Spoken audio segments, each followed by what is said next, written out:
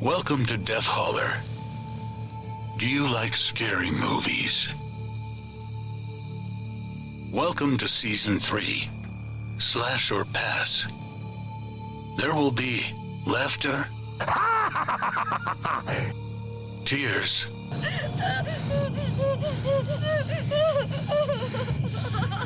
tender moments. Jason, my special boy. But most of all, screams.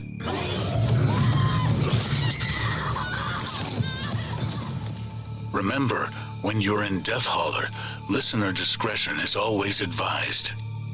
We hope you have a killer time.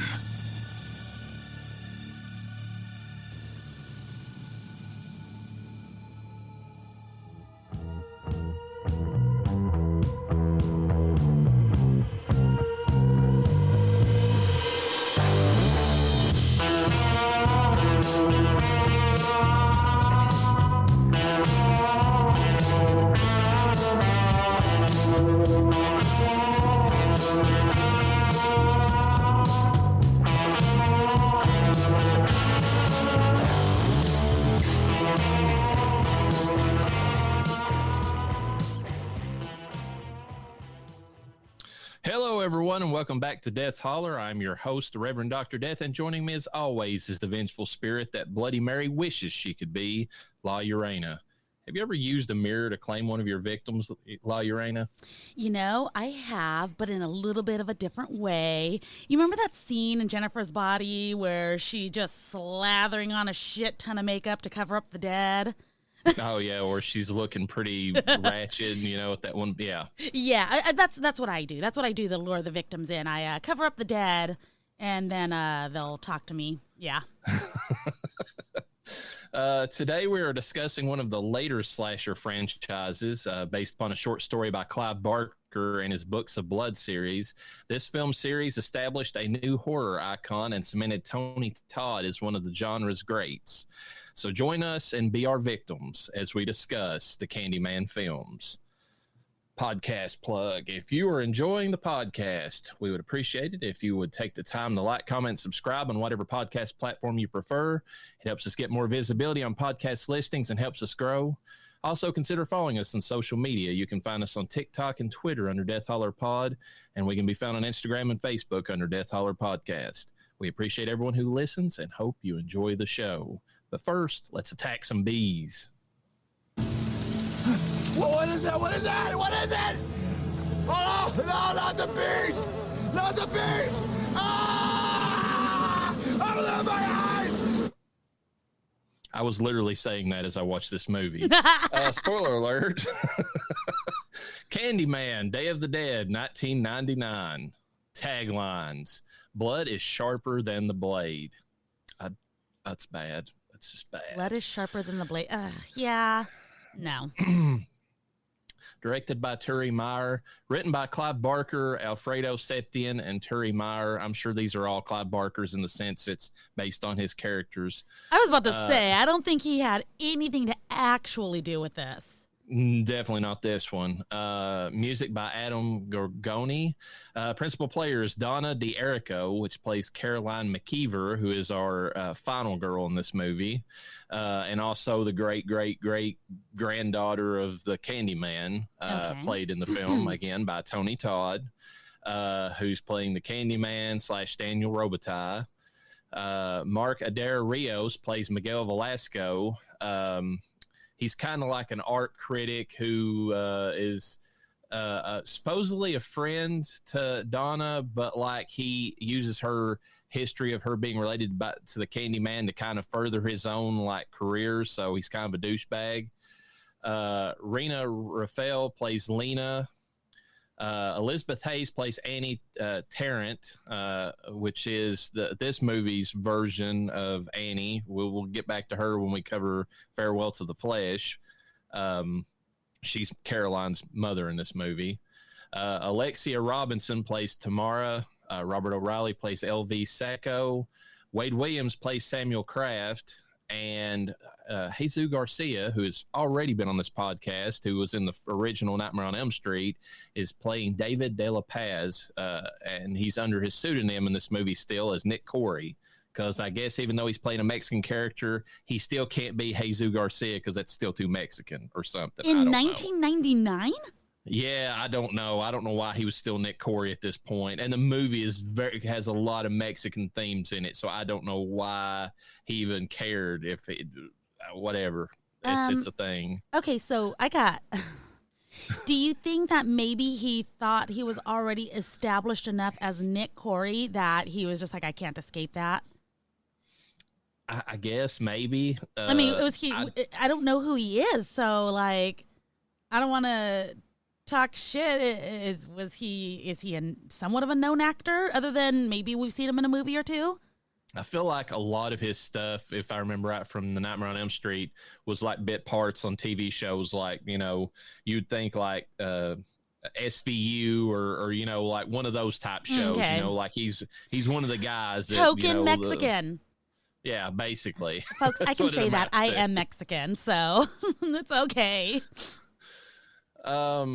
Synopsis. Set in Los Angeles during the celebration of Dia de los Muertos. Of course it is. This cheaply made sequel gets things wrong right from the start. Canonically featuring a protagonist that should only exist in 2015, but taking place in 1999. Using effects work that would make Ed Wood cringe. Replacing all of the franchise's style with blood and tits. Okay. And the only thing this movie has going for it is Tony Todd's acting as Candyman. A goth cult worships our slasher. Abuela tries to save our heroine. And Candyman likes to keep it in the family, if you know what I mean. And by that, I mean he literally French kisses his great-great-granddaughter. So it's kind of gross. Body count, 16. Respectable. We have Miguel, who has the hook through the back and out the front. Nice. We have Lena, who is killed by bees. What is that? What is that? What is it? Oh, no, not the bees! Not the bees! Ah! Open my eyes! So Lena is this blonde whore that Miguel's hooking up with, and this is the worst makeup effect that I've seen in any of these movies.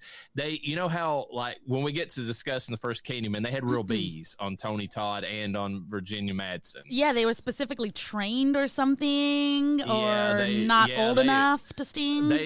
They were less than 24 hours old, so they didn't have stingers, Oh, okay. Still can't do it. Yeah, and he still had those in his mouth, but we'll get to that when we discuss that movie. This one, they pasted some kind of black crud that kind of looked like just a mess on her face and on her side, and of course she's showing her tits during this whole thing because that's what the movie tries to. It's like if it can't stimulate you one way, it's going to be through the other way. Or maybe they want the tits to kind of distract from the horrible effects. Well, maybe, but the problem is they keep focusing on her the entire time that they're doing this, like close up. They could have just cut to her really quick as she's screaming and then cut back to Miguel who's getting sliced. Okay. But every time they show her, it gets even worse because when she moves, the way that the stuff that's stuck to her moves is so awful and it just doesn't work. Gross. Annie Tarrant is found in a tub with her neck slashed. So this movie posits that after what happened in Farewell to the Flesh, Annie, who was pregnant with a child, the Candyman's great-great-grandchild or whatever at the end of the second movie, at some point later on, it looks like she committed suicide, but the thought is that the Candyman came back and claimed her anyway. Okay. It's one of the decent scenes in the movie. The blood's pretty good. The way they stage it, because it's all in like flashbacks from the main character, Caroline's point of view, or dream sequences. It's okay. Tamara has a hook to the stomach. That's Caroline's best friend. Nice. And of course, it's her black best friend, which this series has a history of doing. The white blonde lady with a black friend, and the black friend dies. So it's is what it is. Detective Sacco gets a hook through the mouth while he's in a car. It's one of the best scenes in the movie, actually. But it has one flaw to it. I mean, Tony Todd's great in the scene, but they do this horrible job in this movie of creating his stump, and it looks like there is a huge, like his arm is skinny up to a point. There's this big, massive, like extension you can see on his arm at the coat level, and then this horrible, fleshy little stump comes out of it, and then there's the hook. And in the first movie, they did a really good job with that because it's all covered in blood and it looks gross. Looks like it's been bleeding recently. This one, it's just this dry little rubbery stump that's got the hook coming out of it. It looks awful. Yeah, the first one was disgusting. Like, I didn't want that thing touching me. Yeah, in this movie, it looks like a prop from a movie. Like, it is that bad. Like, it looks like if you go to Spirit Halloween and get a Candyman hook arm, how that would look if you went out in public with it. I mean, it looks that cheap. Gross. 9 gang members are slaughtered off screen by Candyman with a hook. Those are the goth cult I was talking about. For some reason, they have decided that Candyman and all of his shenanigans is something that they worship because they're all into death because it's so cool. Yeah. And they corner Caroline in bondage gear, no less, of course, with a ball gag and everything on her face, and tell her that they're going to summon the Candyman so that she could be sacrificed and they'll get the reward. And since that's one of his great-grandchildren, of course, he kills them, and then he offers her to join him because that's what he does when it's family. Oh, yeah. Candyman himself is slashed and set on fire through the painting. Basically, in this movie, it's established that it's like almost like the picture of Dorian Gray. Yeah. Kind of going back to its gothic roots a little bit, the Candyman series. When you attack the picture the self-portrait that the Candyman made of himself, whatever you do to it, it does it to him. So yeah. not terrible. It's one of the better things in the movie. And then Detective Kraft, who is a racist fucking asshole the entire movie, and is always talking about, calling Mexicans spics and, everything that you can possibly throw out. And he's calling the black detective boy all the time in the movie. Boy. Yeah, he gets his own because he's got the hook in his hand. Carolyn's there by herself after she's got rid of the Candyman. And when the other detective comes in that he's been calling boy the entire time, sees him standing there with a hook threatening Caroline, he shoots him, and that ends Detective Kraft for the movie. So the racist gets his due at the end. Trivia in this movie: Tony Todd revealed on February 23rd, 2008 at Fangoria's Weekend of Horrors convention in Chicago that he did not care for this movie. Don't blame him. Yeah. I was actually watching some special features on both the first and the second movie, and in Farewell to the Flesh, he said there are 2 Candyman movies. That's the way he phrased it. He said there's 2. So he totally absolves this movie of existing. Oh. Shortly before production began, Artisan discovered that Sony, who distributed the first film in the U.S., had legal right to any sequel. Someone in the legal department had not checked, but luckily for them, Sony declined any involvement, and the film was free to go on. That's sad. Yeah, Sony was just like, yeah, sure, whatever, take it. We're not going to do anything. You can't sit with us. And after the success of Freddy vs. Jason, Lionsgate wanted to make a horror crossover of their own using the Candyman and the other lucrative figure they had rights to at the time, the Leprechaun. No. When this idea was pitched to Tony Todd, he immediately shot the whole thing down, believing it to be too ridiculous of a gimmick to work and disrespectful to the character as tragic as the Candyman. And he's right. Yeah. These 2 characters make no sense together whatsoever. He did have a funny story, though. He said that he's been at several conventions, obviously, with Robert and Kane Hodder, of course, Freddie and Jason, respectively. And he said that when it was discussed about the possibility of a Freddy versus Jason movie starring the Candyman, he talked about how ridiculous it was and all that. And Robert was nodding his head, and he said Robert leaned over and whispered to him, "And I'd kick your ass anyway." Fucking love it.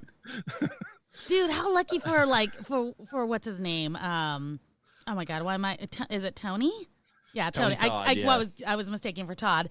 Like, can you imagine? Like, you're just an actor, and you do this film, and it has the success that it has, or whatever.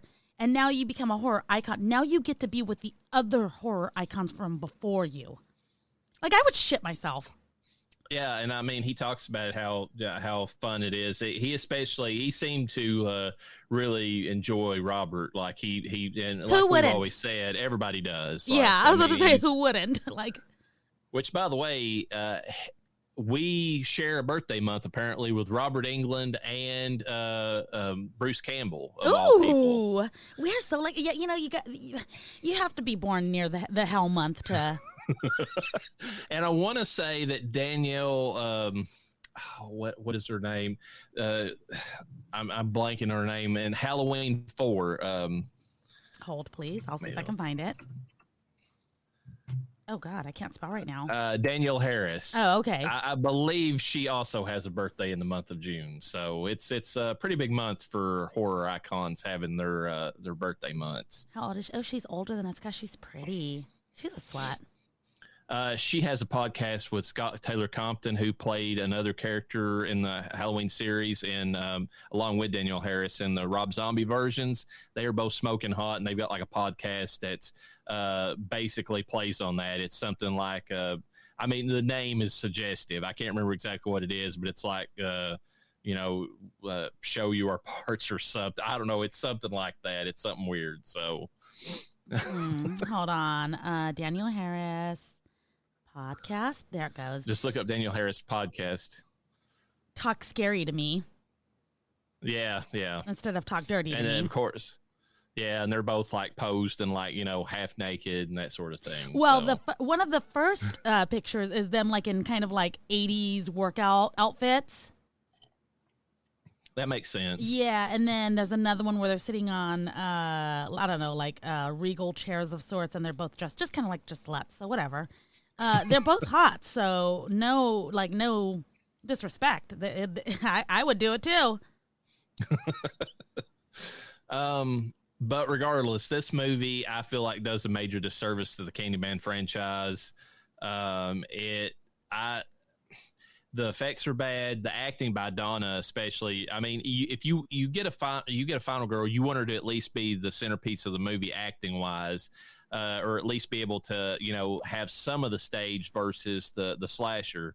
That's one of the things that we had to complain about in the Nightmare on Elm Street remake is the fact that Mara Rooney or whatever. Rooney Mara. Rooney Mara.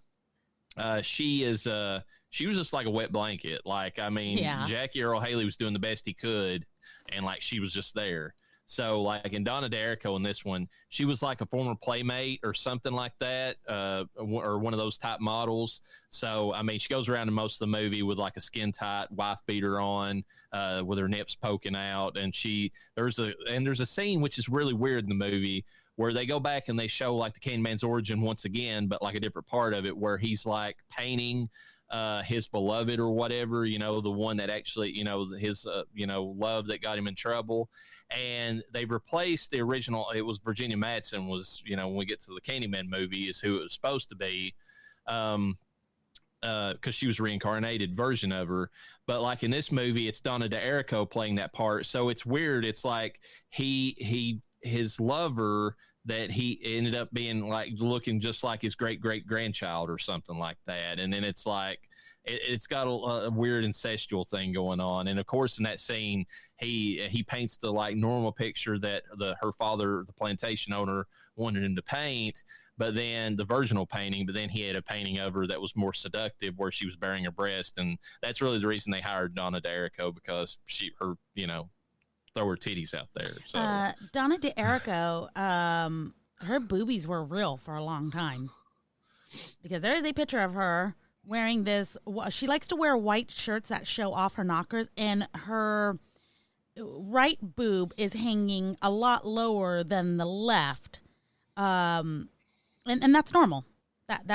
Yeah. So she had some real knockers for the longest time. I don't know if they're still real. There's a couple photos where they look a little Tupperware-ish, which means she probably could have just got a lift You know, Yeah, she or a really probably good did. tape or bra. Tape will do wonders, even to saggy mom boobs. Don't ask me how I know. But she can't act is the main thing. Yeah. I mean, her tits are on display and that's fine, but she can't act and it ruins the movie, honestly. Boobs. I mean, boo. This is, for the Nick Cage rating, this is getting The Wicker Man. Oh my God. Go ahead and play it. I mean, we got to play it. Fine, I guess. What is it? What is that? What is it? Oh, no, not the bees! Not the bees! Ah! Open my eyes! I got to rewatch that movie. I don't even know that I've seen it all the way through. Well, just like the Wicker Man remake, this has some laughably bad scenes, but nothing else to recommend this movie. Ooh, what? Not even the boobs? There's better in other movies. Okay. It's not worth it just for that. Go what go on the internet. You can find what you're looking for if that's what you're looking for. Don't sit through this entire movie for that. And the abuela that they have this movie, like I felt sorry for that old lady that they had playing that. Like you could tell she's just like, this is fucking stupid what you're having me do in this movie. Like the whole thing was ridiculous. So. Yeah, but who is she as an actress? Because some people just don't have the ability to say that. Whether you feel it or not. She wasn't anybody that I'm aware of. She looked like somebody that got off the street, which is good because it fit the part. Yeah. But, like, you could tell she was just like, this is nonsense. Leave the abuelitas of the streets alone, okay? Let's move on to the actual good movie in this series. Candyman, 1992. Tagline, we dare you to say his name 5 times. Okay, but don't you think 5 is a little excessive? They had to get away from the 3 because that's the typical. But I think 5 is just, okay, like 4 is like, ooh, you said it 3 times. Now you said it 4 times. I think 4 would have been fine. But then we had to go to 5, and it was like, this is taking a really long time. 5 is another prime, or is one of those prime numbers, I guess. You got 3 and 5. I mean, they didn't want it. Anything even just seems wrong by, like, the order metrics. So, and I don't know, I didn't count them, but I want to say in Farewell to the Flesh, whenever the crowd was chanting as they were chopping off his arm, they maybe chanted Candyman 5 times, and maybe that's why in the canon of it, that's why you have to say it that many times. I don't know. They don't. Yes. They don't really say. Directed by Bernard Rose, or Bernard, however you want to say that. Written by Clive Barker and Bernard Rose. And Clive Barker had a hand in this one. So I would say more than just lending his original short story to this movie, he probably also had a hand in at least script approval, I would imagine. Yeah. Music by Philip Glass, and it's amazing music for what it is. This really has a good score to it. It does. It's hauntingly beautiful. Yeah, it's got a classic gothic romance type vibe to it, which they intended for sure. Made for a budget of $8 to $9 million US dollars. It only made $25.8 million. Wait. What was that again? It was made for $8 to $9 million, and then $25 million. Made $25.8 million. I wonder why. It, from what I understand, it adds a few things working against it. It was early 90s. Horror was in kind of a dead phase at that point. I mean, it really was. You had stuff like Tremors and a few other things, and like Jacob's Ladder that came out, but none of them really set the world on fire. They all became cold hits after the fact. Okay. This had another thing working against it. It was a slasher movie way after the slashers were dead. Like, I mean, when they killed Freddy and in quotation marks, killed him in like 89 or whenever that was, people were done with slashers. This genre was just like nobody wanted to have even go. And when people heard it's like, oh, it's a slasher, but this time, set in the ghetto in Chicago, it's like, people are like, pass, I don't want that,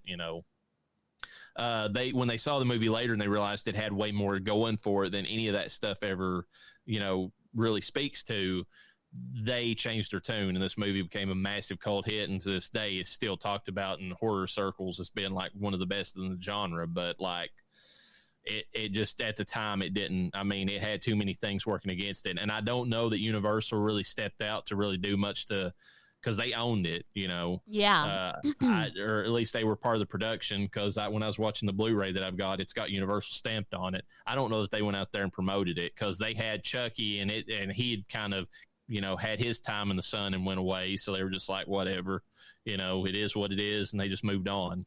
I hate to get woke, but do you think it has anything to do with the slasher being black? I think that might have had something to do with it. In fact, now that you mention that, they had to fight the NAACP to even get this movie made. Why? Because the NAACP did not want a black antagonist. They said that they didn't want black representation in a negative way. And they had to fight them on that. I could get that, but like, come on, like... The hilarious thing about that is the black community loves this film, and rightly so. It's a great movie. It has a lot to say in defense of the black community. Absolutely. I mean, and they've taken to it, and it's one of their films. Just like how we said the gay community has taken in Nightmare on Elm Street Part 2 is like their movie. This is for the black community, and rightfully so. And like at the end of the NAACP is like, no, we don't want that. That's too negative. Same shit they're doing now. They won't let any kind of black or people of color. I hate that term, but that's what they're saying. They won't let any of those actors play negative parts in like Marvel movies right now at all. It's like, that's the thing, is like we sometimes we like the villain. Sometimes we want to. It's all about fantasy, where either you want to be the sexy person, or you want to be the villain, or you want to be the hero. You should be able to choose without having to steal. Like I would hate for someone to steal Tony Todd's fucking character. Like, we don't want to change the color of it, but Tony Todd also didn't steal like Freddy Krueger. He's his own character. That should you choose, you can go out and be him for Halloween or in real life. Take your pick. We've mentioned how Freddy is one of the most scummy slashers we've covered when you get down to his like motivation. Yeah. Candyman's probably one of the most sympathetic, however you want to say that. He really is. Like, he was brutally murdered for just loving a person that happened to be a different color than him. And even whenever in the movie, the way Tony Todd portrays the character, there's a sadness to the character. He doesn't necessarily like being the killer, but that's what he's been relegated to, because the hate they gave him, he has to give back. That's kind of his curse. So yeah, and as it gets to the end of the movie, you kind of see how it works in terms of being the quotation mark Candyman. Yeah. I'll explain a little as we get there.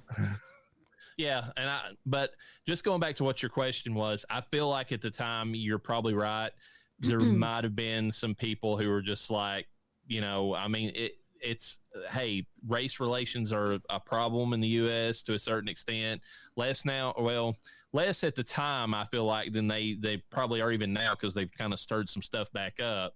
But it was still lingering, so there might have been that might have been behind why it had like such a low box office. I'm not going to rule that out. And now it's a cult classic, but okay. And I mean, across the spectrum, like, it doesn't matter, gender, race. A lot of people love this movie. So. Yeah. Principal players, we have Virginia Madsen playing Helen Lyle. She is the final girl with a quotation mark. I think I've convinced myself that she fits the part, but we'll get to that when we discuss her in the Death Holler Awards. She's been in a ton of stuff. Dune, Highlander 2, The Quickening. She was in The Prophecy that we covered, a couple or seasons back. Played a pretty good part in that movie. She was more recently in The Haunting in Connecticut, which is a pretty good film. Pray for the Devil, which just came out. She's in that one. She had a minor part in Candyman 2021, the remake. She was in Better Watch Out. She plays like the mom in that movie. That's a pretty good film, horror comedy, as it were. She was in Red Riding Hood with Amanda Seyfried. Zombie High was one of her first movies that she came out with, and she's done a shit ton of voice actor work. She's done a lot, and they had her talking about the movie, and I'll get into some of that in the trivia, but like, she still holds this up as one of her finest movies she ever did. She doesn't care if it's considered a horror film. She really feels like between what she and Tony added to the movie and the way it came out, she loves it. So that's good. Tony Todd plays the Candyman. who is the vengeful spirit slasher in the movie. He's embraced his horror, icon status. And I mean, he does a ton of like lower budget horror films to be frank, but he does still work. He's in a movie and actually this year called Devil Row, Realm of Shadows, Hellblazers. He lent his voice to Candyman 2021. I don't know that he was actually in it, but his voice was. Okay, was it the Candyman's voice? No, okay. There's another Candyman in that movie, but when they mention the other Candyman that's existed, because that's one of the smart things about that movie, they set up that they're all of tragic backgrounds, but they all have different ways they become the Candyman of their different areas, because it's all like, I mean, it plays it's upon the passed fact on. that it's like it's a urban legend, So whenever they mention that there's other Candyman, I think when it mentions the, Tony Todd's version, he speaks, one of his lines, and so his voice is in there. So what you're saying is he's part of the Candyman verse. Yes, that's really what it is, to be honest. He was in the Scream TV series, played a part in Hellfest, which that's actually, I think, is a really underrated movie. It's about a slasher in a HHN style theme park, Halloween Horror Night style theme park. And of course, since these people are dying inside of like this place, it's like that. Nobody knows that they're dying because I don't like that. The point is to get scared, No, I don't like that. I'm good.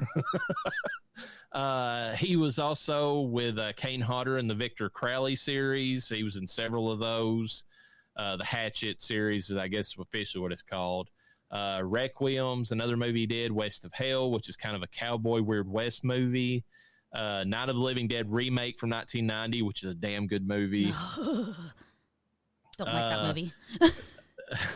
A new animated version of the movie set in New York called Night of the Living Dead Darkest Dawn. He did voice work for that. Nice. He was in the Final Destination series that we have mentioned that we'll have to cover at some point, but I don't know what season that would fall into. And he was in parts 1, 2, and 5.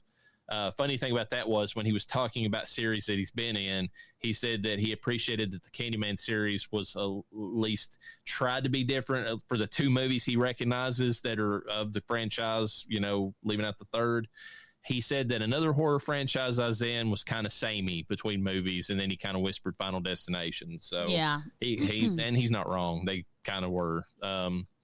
And he's done a shit ton of voice work because with a voice like his, why the hell wouldn't you? I mean, man has a voice, Yeah.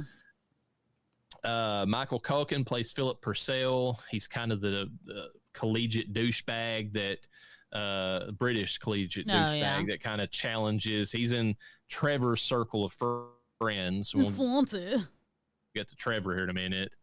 Yeah, he's so fancy. He was in Dorian Gray in 2009, Mortal Beloved, Cold and Dark, and Dot Kill. And he's done a shit ton of. It's funny because he's played in a bunch of movies where he is a British lord, which makes sense because he's got that look to him. So. Yeah, and I'm sorry, there was a Dorian Gray movie. Yeah, that's what it said. Okay, that is interesting. I only know Dorian Gray from Sabrina, so. I mean, the story is really good, but I didn't realize there was a movie until I was looking up for this. That's funny. We have Mariana Elliott, who plays Clara. We have Casey Lemons, who plays Bernadette Walsh. Okay, question real quick. Hold on before you move on for Bernadette. Is it Bernadette? I thought they were calling her Brenda. It's Bernadette is what the IMDb list has. No, and it is. But am I crazy? Did you hear Brenda or were you hearing Bernadette? I wasn't paying attention to that, to be honest with you. Okay, I wanted to see if I was crazy because I kept trying to hear Bernadette and I never did. So if anyone has some input on that, please tell me if I'm crazy. Clara, by the way, is the one when I love that scene at the beginning of it when somebody is one of the college students is telling Helen about the Candyman story. Yeah. And she's like that classic story of like the greaser played by Ted Raimi, who plays Billy.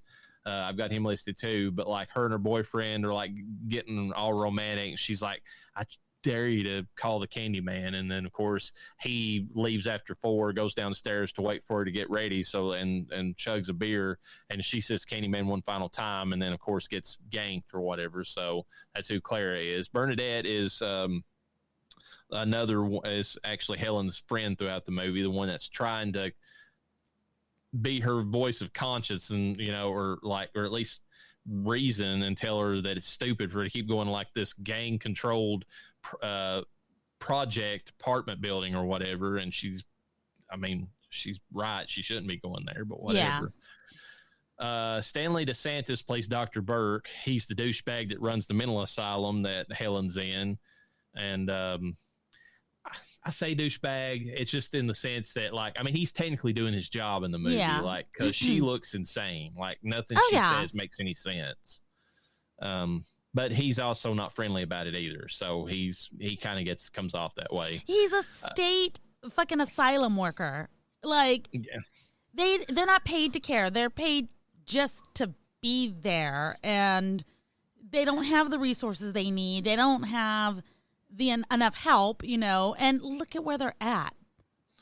He has vibes in the movie, though, and I don't know if he meant to do that or if that's me projecting, that he abuses his position as the head of that, floor, or, hospital or whatever you want to call it, because he just sits there and it's just well, this is what's going to happen. You fuck off, but this is what I say goes. So. Well, do you think that you feel that way because a good chunk of those doctors are that way? Every time you hear about a doctor that has been removed, it's because they were that way, and then the next one takes over, and you're hoping for better, but it's not better. Yeah, I think it's part of that, knowing that he's one of those people who's got to middle management, just to be, because he relishes the power, what little power it gives him. He doesn't have any, but he likes to, ruin everybody's day because it just makes him feel a bit better. He just gives off that vibe that just, Yeah. And he's only in the movie for a minute, so. Yeah, well, she learns him, and she learns him good. She does. Or the Candyman does, depending upon your point of view. But she summons him, so she does, technically. Yeah. Xander Berkeley plays Trevor Lyle, who's the biggest asshole in the entire movie. Cheating on his wife, gaslights her at every opportunity. His hot wife. Yeah, his hot wife. Let's not leave that out. Virginia Madsen's looker, and and then and I don't feel like she's younger, yes, but I don't feel like the one that he traded her out for was I don't think that it was a downgrade, in my opinion. I'm just throwing it out there. No, it just gives off pedo vibes of he's just banging the younger students, and he doesn't. I forgot about this. I read and I'm sorry, I would give them credit if I remember, but I read somebody's synopsis or breakdown of this movie, their theoretical breakdown, and they had a good point. Trevor doesn't like Helen, not because of her looks, but because she challenges him. And and he's one of those men who wants a subservient wife that will do whatever he says. Bitch, bring it. No wonder he likes white women. He would not do well with a Latina or any woman of color, so. And that's the reason he goes for a college student that he knows is looks up to him and would, defers to him and that sort of thing. So, but he did let that girl paint the apartment pink. And what the fuck was that? Holy shit. That Pepto-Bismol color was atrocious. And I'll throw this out. It almost looked like blood the way it had been splattered on the wall when she first came in there. It looked bad. It was one of the biggest jump scares I had in that film. Was the paint? Yes. Pastels. Ugh. Oh my God. Okay. I just thought it's awful, the fact that she's only been in the hospital for a few months and he's already moved. Oh no, Reverend, correction, a month. Oh yeah, okay. 1 month. That's even 30 worse. days, and he's moving in. But okay, she's mad, and I would be too. Okay, this guy would not have lived. She was very polite to. Well, hold on, we'll get to that later. But anyways,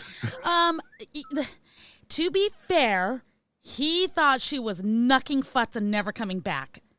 She was not supposed to come back from that hospital, or at least trial and everything else. And he had every right to, one, believe that she was a murderer, not cheat on her. He was already cheating on her, so he's fucking wrong for that. I'm not taking that away. And but for the gaslighting and everything else that he did. Yeah, everything else. She didn't know, so it's not like he turned her into that. But I'm just saying he had every right to be like, well, I fucking lost this one. I'm already fucking this one. Let's just make this happen. Because that other one, like, even if she got off scot-free, I don't know that I'd want to be with that. Like, oh my God, like, it looks so bad. You know, she was either going to not be able to stand trial because she was crazy, or she was going to go to jail. I guess I could see it that way. I'm just, like, I'm predisposed to hate the guy from just we know how he is beforehand. It's like he has no ground to stand on. If he was the good husband before that, then hell yes, move on with your life, even if it's only been a month, because it looks like, all intents and purposes, like she murdered that baby. Like, there is no, the way that Candyman set her up in that moment, there's no way that she doesn't look guilty. He thought he was getting off scot-free, and he doesn't. We'll get to that at the end. There's people that actually doesn't like that ending. I love that ending. I'm sorry, I do. I think it's cool. Yeah. But, anyway, Xander Berkeley was in Terminator 2, Judgment Day, Air Force One, Heat, Shanghai Noon, Barbed Wire. Barbed Lockdown. Wire? What? Yep. No way. Mm-hmm. Okay. Lockdown, The Dark and the Wicked, which is actually a pretty decent movie on Netflix and those type places. Mommy Dearest. Mommy Dearest is what? He's old enough to be in that fucking film? Yeah, I feel like he was one of the brothers in that movie that does all the raping and stuff like that. I could be wrong. He could be somebody else, but I'm pretty sure. Wait. Mommy Dearest, is there? Maybe I'm thinking of a different movie. There's a trauma movie called something like that, where these two like redneck brothers like go around just raping and maybe. Hold on, I'm looking, because Mommy Dearest was about that one actress. I forget. Okay, you're right. Yes, the Joan Crawford movie. So you're right. He is in that. That was 1981 when that came out. By the way. What? Nuh-uh. That's what it says. Yeah. I don't believe you. That movie looks so old. I know it looks does that say old, 1981. What the fuck? Who was he in this film? I wonder if he was one of the kids that got his ass beat. He was probably one of the kids in that movie, since it was 1981. Well, maybe not. No, he would have been, because he was like 30 something in this, thereabouts. And this was in 1993. So, that's like 12 years removed. He would have probably been like preteen or teenager in that movie. I wonder if he played the adult Christopher in Mommy Dearest at the very, very end, where they're like, oh, it looks like she got away with the last word. And her daughter's like, oh, so she thought she did. And that's when she wrote the story about her fucking evil ass mom. That's probably what character she's playing. Yeah. Anyways. I'm probably thinking of Mother's Day or something like that. There's a weird trauma movie that's like I was talking about. It's really fucked up. One of the main characters at the end of it like dies. I think actually the mother in the movie dies by having a inflatable tit shoved in her mouth, and she chokes to death. I'm serious. That's kind of movie it is. Fuck? Synopsis: fuck around and find out. Pretty much. When an upper-class white woman starts poking her nose in a poor black community in pursuit of a thesis paper, things go badly. She discovers that not all urban legends are myth, and that bragging rights with your collegiate peers won't save you when the shit hits the proverbial fan. With a strong gothic love story, an examination of race disparities, and a hypnotizing performance by Tony Todd, you don't have to believe, just beware. Yep. That's no taglines. Love it. Body count 6. They were meaningful, though. They were meaningful. Yeah, every single one of them. The Candyman's not about body count in most of these movies. It's about who is going to hurt the main protagonist the most in a lot of cases. Clara is kind of the story that sets up the Candyman. She's killed off screen. Bernadette is killed by the Candyman off screen, but they do show her body. She's been ripped to pieces. And that's right after Helen is laying there hearing her friend getting torn to pieces with a hook because she can't move. Dr. Burke is ripped to pieces with a hook to the back. Love it. And that's because Helen summons the Candyman, specifically to get rid of him. She made good on her promise. She did. The Candyman himself is burnt and then turned into bees. God. What is that? What is that? What is it? Oh, no, not the bees! Not the bees! Ah! Open my eyes! Helen Lyle dies. I don't. This is terrible. Shouldn't be laughing at this. From injuries sustained in the fire. That they did some good damn makeup on her. They did. Oh my God. It looked painful. And this was 1992. Yeah. Fucking impressive. Trevor Lyle is killed with a hook by Helen. She still looked hot too, even with her fucking bald burnt head. Yeah, the one thing they give crap about is the bald cap that she's got, and I get that to a certain extent, but still, they did a pretty good job making her she's almost like a Cenobite from another one of Clive Barker's films, the Hellraiser series. She's kind of hot and kind of scary, and you're like, I don't think I should be excited right now, but I am, that sort of thing. So. Yeah. Quotes from the movie. Clara, have you ever heard of Candyman? Billy, no. Clara, well, his right hand is sawn off, and he has a hook jammed in the bloody stump. And if you look in the mirror and you say his name 5 times, he'll appear behind you, breathe down your neck. You want to try it? Who the fuck wants to try that right before they're fucking gonna get laid? Oh, this is sexy. That is not how you do foreplay. Hey, this is dumb white people shit. That's all I can tell you. When I watch that scene, I'm like, white people would do this. She was on some dumb shit for sure. Candyman gets all the good lines in this movie. Here's one of them. I am the writing on the wall, the whisper in the classroom. Without these things, I am nothing. So now I must shed innocent blood. Come with me. I mean, that and some of those lines are straight from Clive Barker's short story. It's some good shit. It really is. Another one from Candyman. The pain, I can assure you, will be exquisite. As for our deaths, there is nothing to fear. Our names will be written on 1,000 walls. Our crimes told and retold by faithful believers. We shall die together in front of their very eyes and give them something to be haunted by. Come with me and be immortal. Yeah, those are like wedding vows. Well, it is a gothic romance. Yes. Candyman narrating Helen's head. Why do you want to live? If you had learned just a little from me, you would not beg to live. I am rumor. It is a blessed condition, believe me, to be whispered about at street corners, to live in other people's dreams, but not to have to be. Do you understand? She doesn't. She doesn't understand. She actually does. And I read the short story, and she really understands it in the short story, but it has a way different ending than this movie does. Yeah. Jake, referring to the boy whose crotch was hacked off by the Candyman. This little black kid, he just cracked me up in this scene. They found it floating in the toilet. Can't fix that. You're better off dead. Pretty sure you can fix that. Well, at the time, I don't think that the oh God, what was the name of the Bobbits? I don't think the Bobbits had happened at that point. Yeah. So, what was I gonna say too? He uses a hard R in this fucking in this scene. Well, prior to that, I should say. I'm not going to say that. I'm a white Southern man. I can't get by with that. Oh no, so you can't say that. But yes, the young boy of color. Yeah. Let me see. Hold on. God, it's been 30 years almost to the day since Lorena Bobbitt sliced his thingy off. Holy crap. Okay. Yeah, he starred in Frankenweenie after that. Oh my God. So it was 1993 then that the Bobbits had happened? So they weren't Frankenpenis or something. It was some kind of thing. Yeah. Yeah.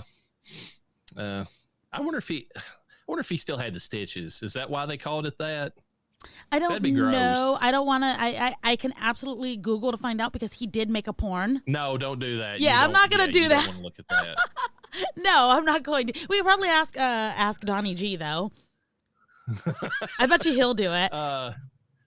This story was actually in the short story, but it was totally in different context. It wasn't like a little kid telling it, which the kid cracked me up. I love the way he described it. But in the story, it's like these two poor The original story is set in like a British slum in like one of the cities, London or wherever you want it to be at. I don't know, but and there's like two just like broke, like, you know, like poor women standing there talking. Helen happens to be butting her nose in, like a different Helen, but you know, same character. And they're telling the story about how this and kid, you know, and they say kid, he was like in the original story, he was like 20-something years old, but and they say the retarded. Yes. They said it, not him. No.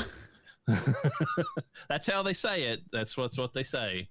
But anyways, they mentioned that the kid, that he's got the mind of a 4-year-old, and his mother left him alone in the bathroom. When they come back, it's the same scenario. So they took that from the story. They just changed it. Holy crap! They actually made it a kid. Ooh, that was crazy. Yeah.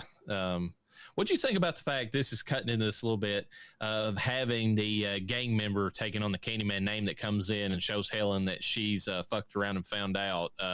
What do you think about having him in there as like a red herring? I thought it was pretty good, actually. Yeah, I mean, when I saw it, I was like, I knew. Well, I have never seen this movie all the way through. This is my first time seeing it all the way through, I believe.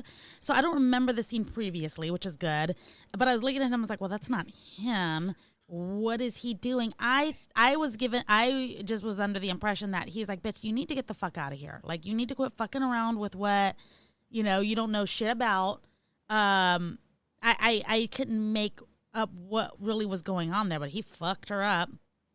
Yeah, well, I'll get into it when we discuss the movie, but I think that he was serving two purposes in that scene. Okay. So, Candyman, your death will be a tale to frighten children, to make lovers cling closer in the rapture. Come with me and be immortal.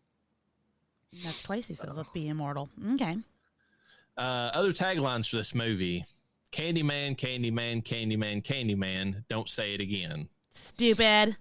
Yep. Too many Candymans. Yep. And from the chilling imagination of Clive Barker. I mean, yeah. Yeah. I think the other ones were better, but yeah, you know, whatever. So, movie discussion. We're finally to it. Visuals. They fucking knock it out of the park in this movie. God, for 1991, I was like, damn. They like you can. I feel like it's hard to make movies like that even nowadays using CGI. They fucking did it off of lighting and cameras. Lighting, cameras. They do several different things in the movie. It's not just the it's not the prosthetics and stuff like that. They did a very good job of like that. And somebody broke this down on like one of the special features, but I noticed it when I was watching the movie, and they just like kind of gave it a name. Bernard Rose or whatever did a very good job of like showing like these geometric patterns all the time in these aerial shots. Like it, you know, he did that a lot. The way that he filmed some of the scenes, like I love that scene in the parking garage with Tony Todd off in the distance, and you can just see his silhouette. You can't make out his face. A lot of like he really used the darkness to his benefit in the movie. Like, whoa, Reverend, stuff. Whoa, calm, wow. No, I'm just kidding. No, don't go that way with it now. No, they did good because it actually wasn't even dark in that. It was just silhouetted so well. And I don't know if this is happy circumstances or if they, you know, made up like, because they actually did film in Cabrini Green, and Tony Todd mentions how they were legit. They had to have like security on hand because there was active gang members in the area where they were filming at. Oh no, they didn't have active. They actually have gang members in the film. They paid them. Yes, they bribed them to be able to film there. In addition to that, no, that was their security. The gang members offered them protection in order to be in the film. So what I was going to say is just the nastiness, you know, like the grimy look of the movie. I don't know if that was them making up sound stages or if that was just them filming in that location, but it works is all I'm saying. Yeah. Where is this supposed to be? I know you mentioned the name of the projects, but Chicago. Oh, okay. We have projects out here, well, not near where I live, but in the actual city area. And because believe it or not, Donnie G, I don't live in the city. There is places out here that are not the city. The city, ugh, I hate the city. But anyways, there's projects out there, and they're bad, but they're not this bad. And I was wondering, bad. yeah, I was wondering if I'm like, is this real, or was this made up? No, that place really existed that way, according to what Tony Todd, the way he described it. And it has since been, it's funny because you know how in the movie, one of the plot points is that Helen mentions to Bernadette that she lives in a gentrified apartment building that used to be a project building. And she could tell because of the way that the medicine cabinet, the way it was fit in the walls, like you could actually look into the next apartment and everything. Yeah. And she has like the photos to compare Cabrini Green to her apartment building. Yeah. They actually did that with Cabrini Green. They demolished it and built like white people apartments there after this movie was filmed. Damn. That's the reason they couldn't in 1995 go back for the sequel and actually continue the movie in Chicago, because they had already demolished that apartment complex. Yeah. Hold on. Was the apartment? Wait, what apartment? Where did they? It just doesn't specify like how real it was. Hold on, I got something real quick. One other thing I was going to say is that I love the visuals of like when Helen first gets into that apartment where somebody supposedly died. She's working her way back in the back way. Bernadette's telling her, "Hurry up, we shouldn't even be here." Yeah. And Helen emerges, and there's that graffiti face of like the Candyman, and she's Fucking emerging from his mouth. Love that face. Yeah, that's actually from the short story as well. There's that's that graffiti. The actual graffiti in general plays a bigger part in the original story, but Helen keeps being drawn back to this image of the Candyman and walking through the mouth. It's around a doorway, and like, you know, that image of the Candyman, and he is drastically different in the story than he is in this movie. Yeah. He's almost like a clownish character in the original Clive Barker. He's got waxy yellow skin. He's got pale blue lips, like somebody who's been dead for a while. His eyes have like red rims around them, like, you know, like he's like sick or something. Jaundice is almost what he sounds like. Yeah, and he's got patchwork clothing, which means that it's like, you know, rags put together, basically, of different colors. Damn.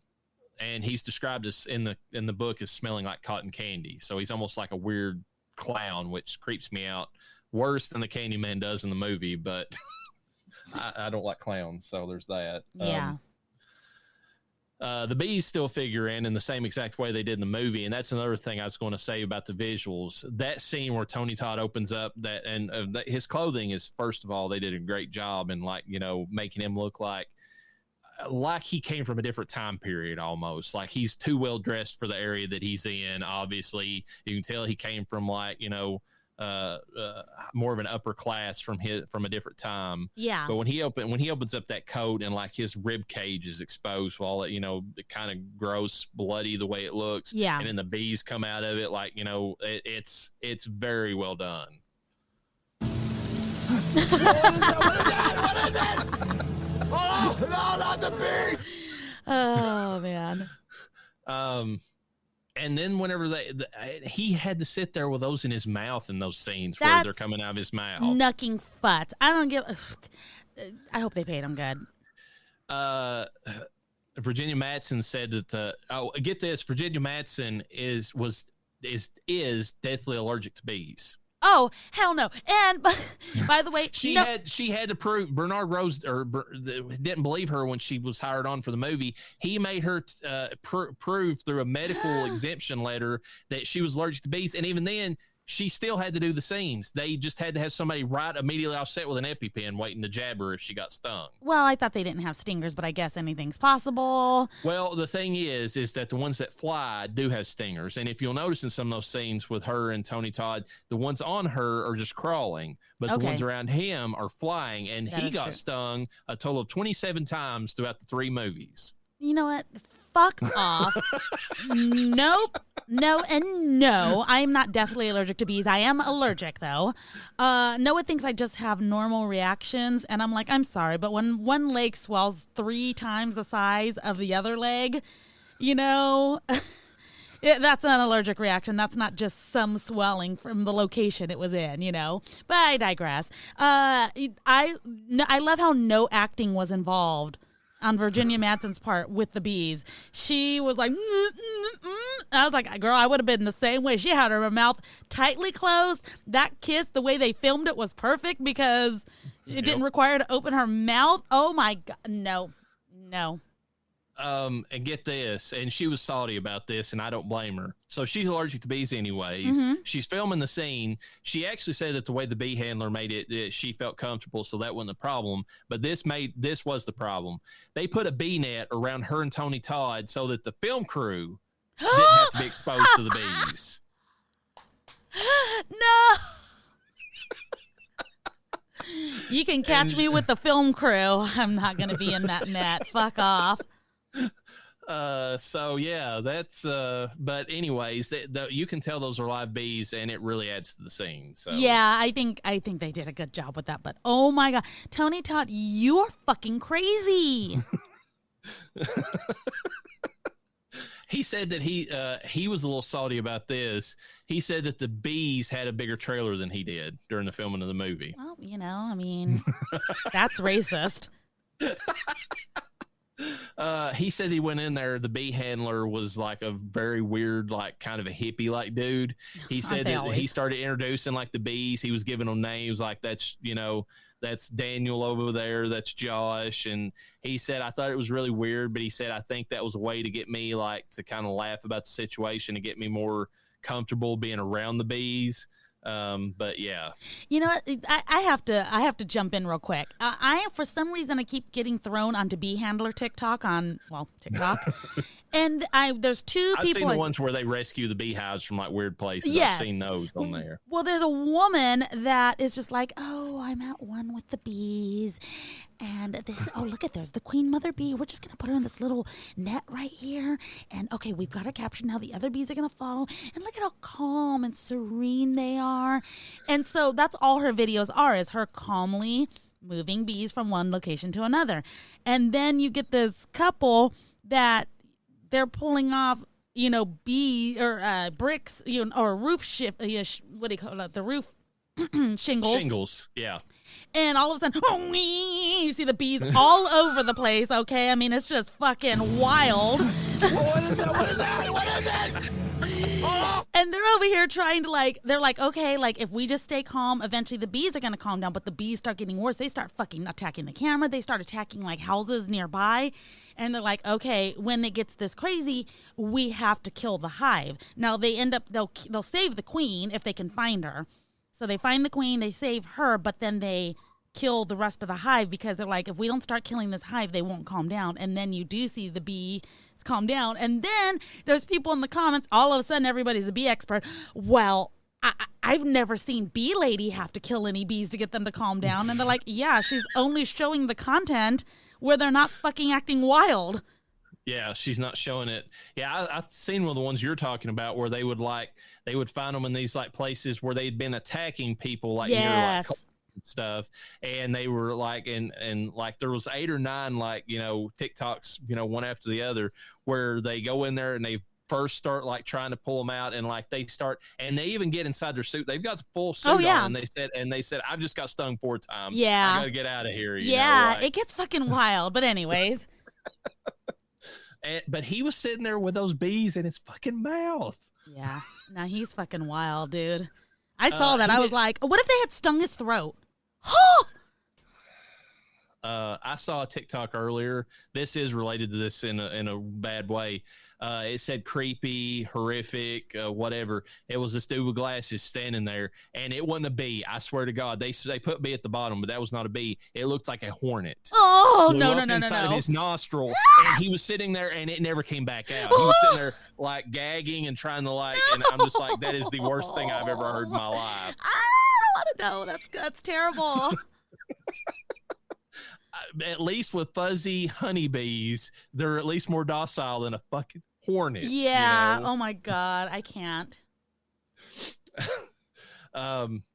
Getting back to the visuals, if we're going to get away from the bees for Yeah. a second, the blood in this looked fucking disgusting. I It's will give good. them credit for Yeah. that. Like most movies, you see the blood, it's just you've seen it a million times. It looks real in this movie. I don't Yeah. know what it is, but it does. Pig's blood. I don't know. That scene where she wakes up and she's like slathered in it, and there's the dead dog. Which Rutro warning? There is a dead dog. In this I'm pretty movie. mad at you about that. Thanks for not warning me. Hey, they don't show the dog getting cut up. At least there's They that. showed his fucking head. Well, they show the aftermath, but Yeah. they don't like. But then that scene later when she's forced in, which is the one time in the movie there's any boobage of any kind, and it's Virginia Madsen, and it's not bad, but she's covered in disgusting blood, so it's just like, okay, that That's can't not really true. be, We get some good boobage and nipple in the bathtub when she's a released. little bit, yeah, a little bit. It's enough to know But- that it's a real titty and it's real nice.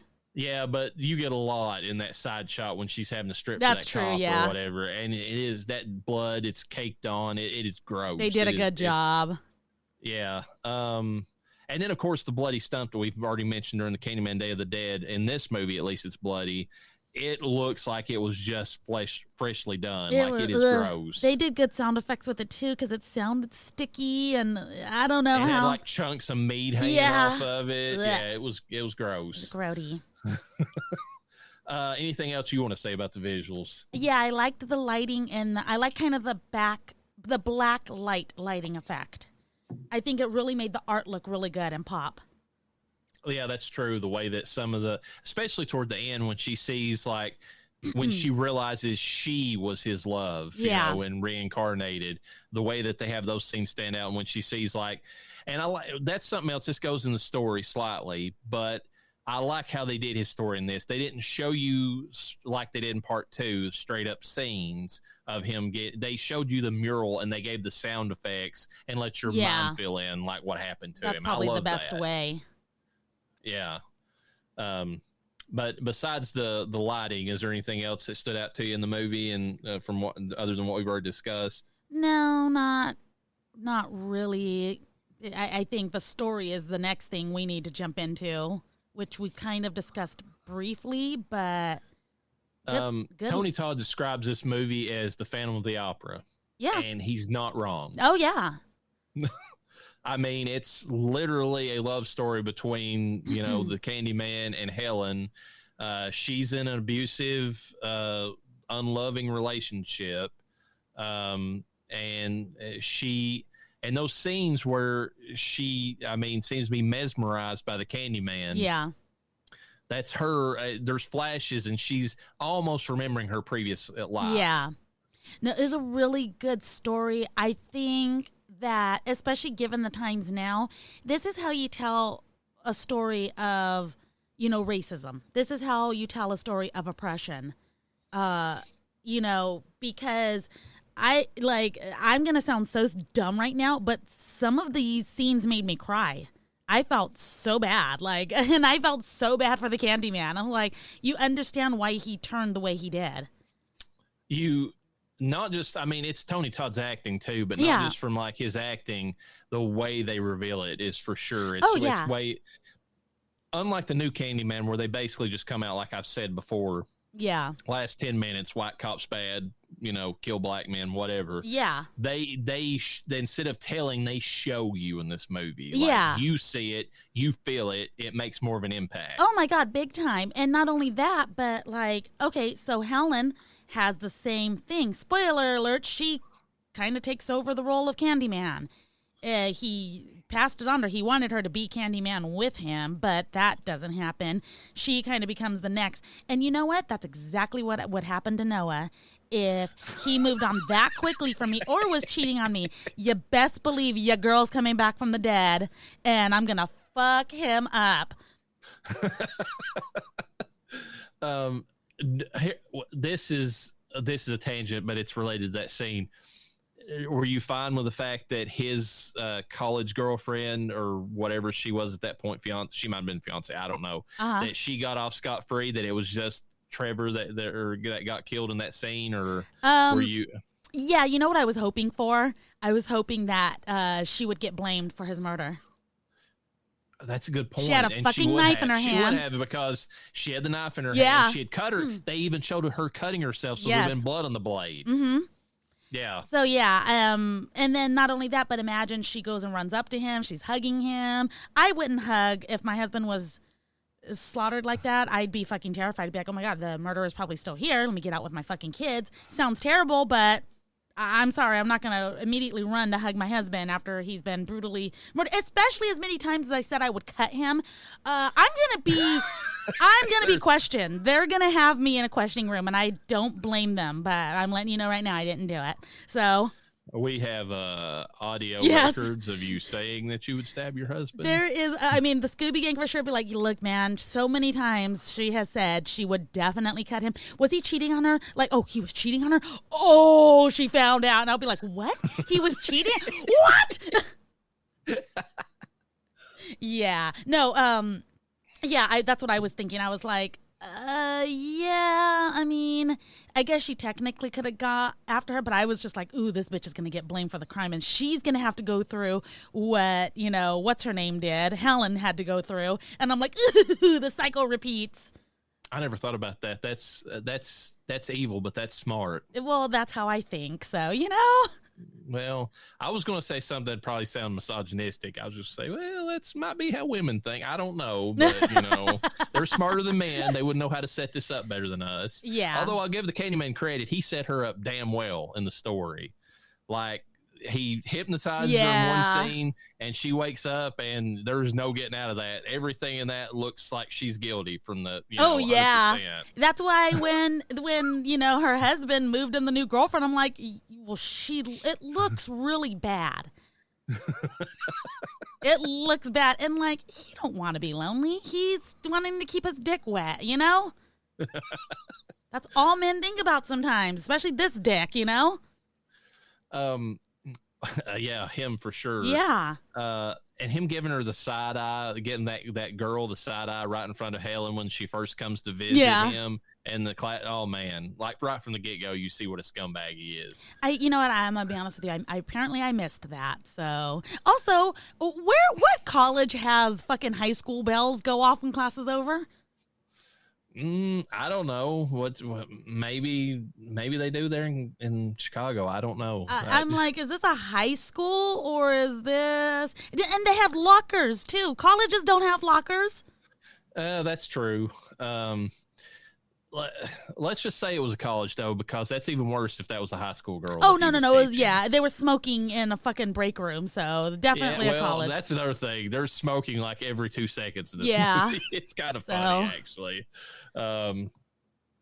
One thing that I think the movie does that the book also does, but in a slightly different ways, is shows like how people from higher classes do not understand the struggles of the people of the poor in particular, and they fucking through good intentions or whatever, they just fuck shit up. I mean, I feel like unfortunately it's a white person thing, and I don't mean that, but I do. Well, I would agree with you in the sense that it is, but coming from poor Appalachia, there isn't anybody around here that fits the description of that rich white person that comes nobody gives a shit. It's like you're living in poverty. That's whatever. Well, Reverend, no one's going to be more racist to their own race than their own race. So in this case, true. White people, let's say higher class white people, don't want to come to your area because they're thinking fucking Texas Chainsaw Massacre bullshit. It's probably what they're thinking. I'm thinking the same thing when I'm coming into neighborhoods out in my area. We have a town called Loomis. They are real backwood, okay, for California anyways. And there are some parts of Loomis that I have delivered for Amazon, and I wanted to get the fuck out of there. Sketch as fuck. Okay, now I am not white, I'm Mexican, but also people of color try to make better decisions. Like the movie The Blackening, we want to live. So there's that. There's also other neighborhoods, like there's Mexican neighborhoods that I don't want to go into because they know I'm not one of them,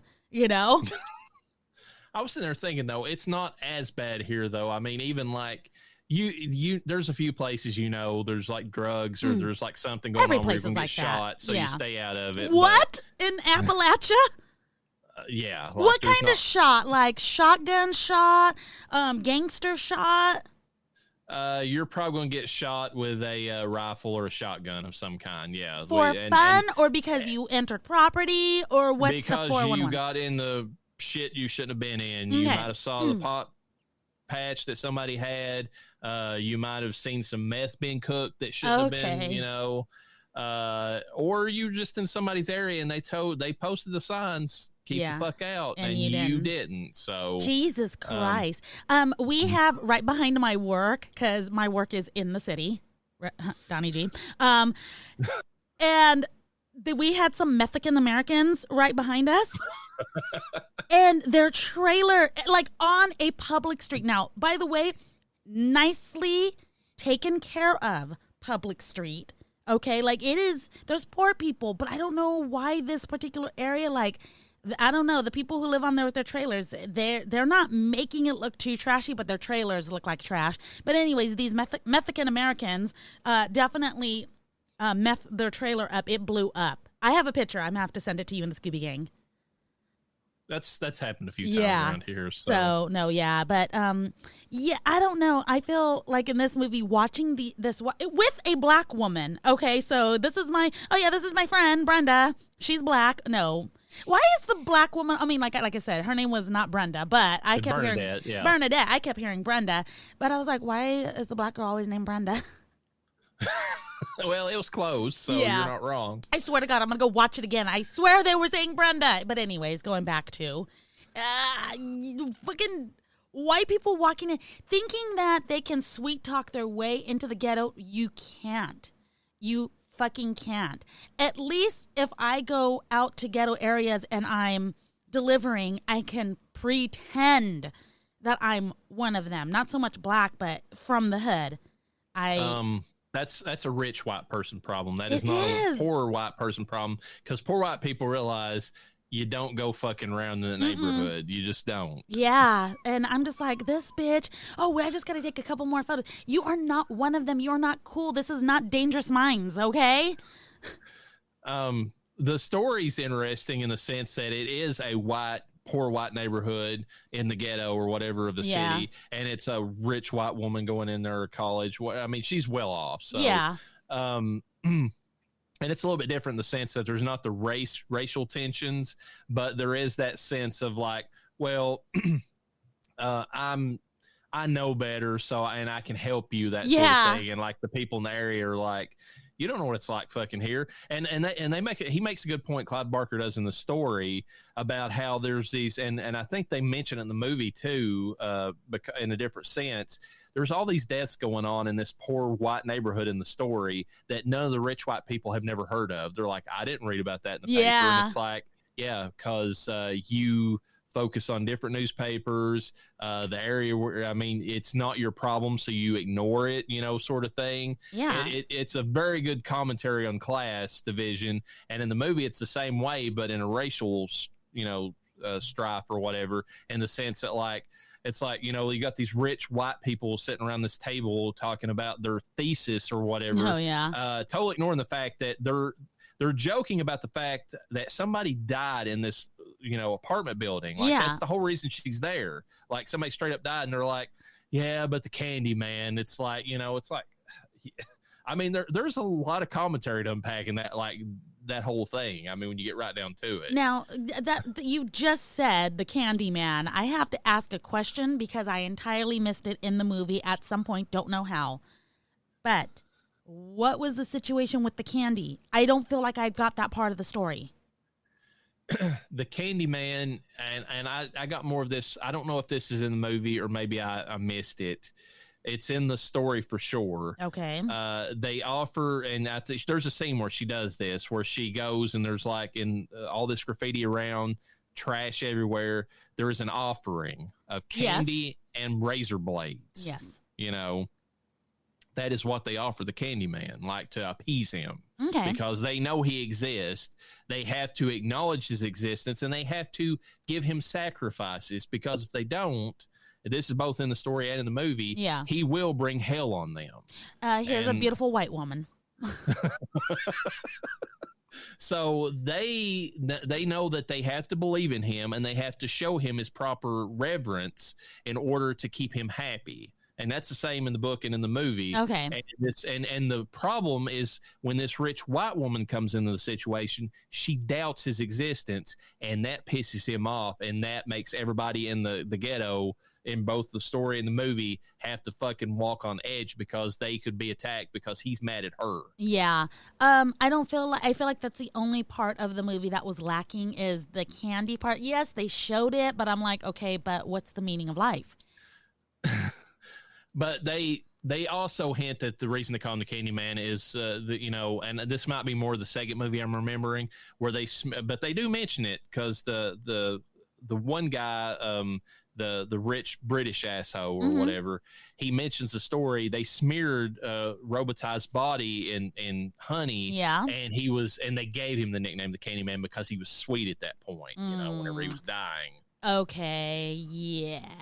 That's how he got his name, because of the brutal way in which he was killed. They smothered him in honey. He was stung like horribly. On top of the fact he was losing blood out of his arm hook or whatever, he was stung to death like multiple times because of the bees that had attacked him. So what is that?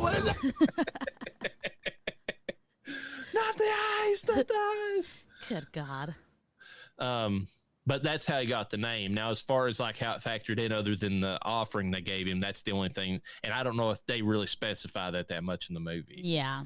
One thing I did notice between the book and the movie that's interesting, they're complicit at the end in the book, when they know that the only way they can make the Candyman happy is to give him his sacrifice, and he wants Helen. And she's not reincarnated or anything. It's just that's his chosen target because she pissed him off. Yeah. And so when they make the bonfire at the end of the book, it's almost, and it's funny because it's almost like the legit Wicker Man in the sense that they throw her into the Wicker Man, as it were, or the pile of garbage that they've stacked up, and they set her on fire so that she can be sacrificed to the Candyman. In the movie, they're trying to kill the Candyman because they know he's in the fire. Yeah. So that's the difference, Yeah. You know what? It's weird, though, because another thing I didn't like, and I was like, dude, we're totally past this. Like, get over yourself. And I'm talking to the Candyman himself. But is that she does believe in him at some point. He's like, you're doubting me. And it's like, bitch, no, I'm not. Like, seriously, I called you. I called you to help me. Or, no, not so much to help. But, he did help her. And at that point, she is not even doubting him. Not even after seeing on camera that he allegedly wasn't there when she was screaming for help at the asylum. She's like, that's weird. I could have sworn he was there. And she's like, I know he's there. I can prove it. And he's still like, you doubted me. It's like, quit being. Well, but at the same time, if he is able to take her out in a very fantastical or with flair type way, then the rumors of that, just like he says, will make his legend even stronger and make her a legend at the same time. And when it's revealed later that she's like the reincarnation of his love to begin with, then you kind of get more of an emphasis of why, even after the point that he realized she was believing in him, he still wanted her to join him because he was getting back what he had lost at that point. He was horny. Well, I mean, he does give her the kiss, with the bees and everything. So I was waiting. I was just waiting for you to play it. What is that? What is that? What is it? Oh, no, not the bees. Now I kind of wish there was an edit of the movie where Nick Cage pops in and says that every time the bees show up. Oh my God. Not the bees. We could probably Mystery Science Theater 3000 it and do that, But it really, actually, getting back to the story part of it, they actually sell that pretty well, that they are attracted to each other. Like when she looks at him and everything, there's chemistry there. She's got the low, lovey eyes. Speaking of that, they actually hypnotized her for those scenes. What? That's fucking legit. And she started losing her fucking memory. Oh no, fuck that. Did they hypnotize her for the bee? They should have hypnotized her for the bee section, you know, where she actually had to have the bees on her. You know those scenes where it would like zoom in on her and like it would kind of just have her eyes lit up, you know? And that's another good thing going back to the visuals. I love those scenes. Like there's one scene toward the end of the movie that they light up her face. She looks like a fucking starlet from my yeah. Where like, it's just movie or something. They did it to Morticia Adams too, or to what's her name, who played Morticia. Yes. Angelica Houston, you're talking about the way they lit her face up. Mm-hmm. But they do that when they do those scenes. Look at Virginia Madsen's eyes. If you ever watch this again, she looks almost like she's stoned. That's because that's right after she was hypnotized, legit, like hypnotized. Wow. I thought they were just low lovey eyes. And I'm like, look at this bitch acting her ass off. And she said that she started to really lose her memory, and she said, I will never do this again for another film. Wow. And this is after she said, so she's never really been able to do meditation. This is her words from like, behind the scenes. So she thought that she was one of those people that couldn't be hypnotized. Yeah. They went in there and had her meet with a hypnotist, and she said she remembers it was the creepiest thing. She looked over and she had her arm up in kind of like this L shape, and she said, I have no memory of how my arm got there. Damn. And so they were legit hypnotizing her every time. Don't like it. I don't like it at all. I just that's given a lot. I mean, between agreeing to cover yourself in bees when you're allergic to them, and Tony Todd agreeing to do it too, even if he wasn't allergic, and then being legit hypnotized, they fucking gave for this movie. Like, they gave did a lot. Definitely. But yeah, I think that's the best part about this movie is the interaction between her and him. Like there is definite chemistry between the protagonist and the antagonist in the movie. Yeah. And then she's acting her ass off in the scenes where she legit is trying to convince people she's not crazy, but to all onlookers she is. Like props to Virginia Madsen. Even Tony Todd said she was phenomenal in that part. And she was. I think it's funny because a lot of it just seemed so natural, which is good. That's how you want it to look, because even in the film, she's, what's the word I'm looking for? It's almost, I guess in a woke way, it would be described as white privilege, where it's like, where I'll give you an example. She's covered in blood. And she's like, well, can't I just talk to doctors? She thinks that she has this privilege to be able to talk to them. Can do whatever she wants. Yeah. And like, the same thing with the police. I'm glad you said that, because I thought the same exact thing. I mean, in this, I guess being a poor white person, I never assumed this, but like she's sitting there and she's like, I want to speak to the police. I want to explain myself. And I'm like, bitch, they've got their mind made up. Yeah. They don't care, And I didn't grow up in any kind of oppressive way that I feel like I would, but I also would be like, okay, listen to the fucking police, Yeah, they're not going to take your word for it. I mean, look at the evidence. You were covered in blood. You had a meat cleaver that you had just hit the woman with after her baby was gone. Like, what? You have no excuse for this. Yeah. Ooh, no explanation. We've already said it. There is not, I can't think of it except for the little black kid, and he was hilarious because, I mean, and he was doing his best. Yeah. He's the only bad acting in the movie to me. Yeah, but I think that it was such a minor type of a role that I still think that one, he was useful, and I wouldn't have.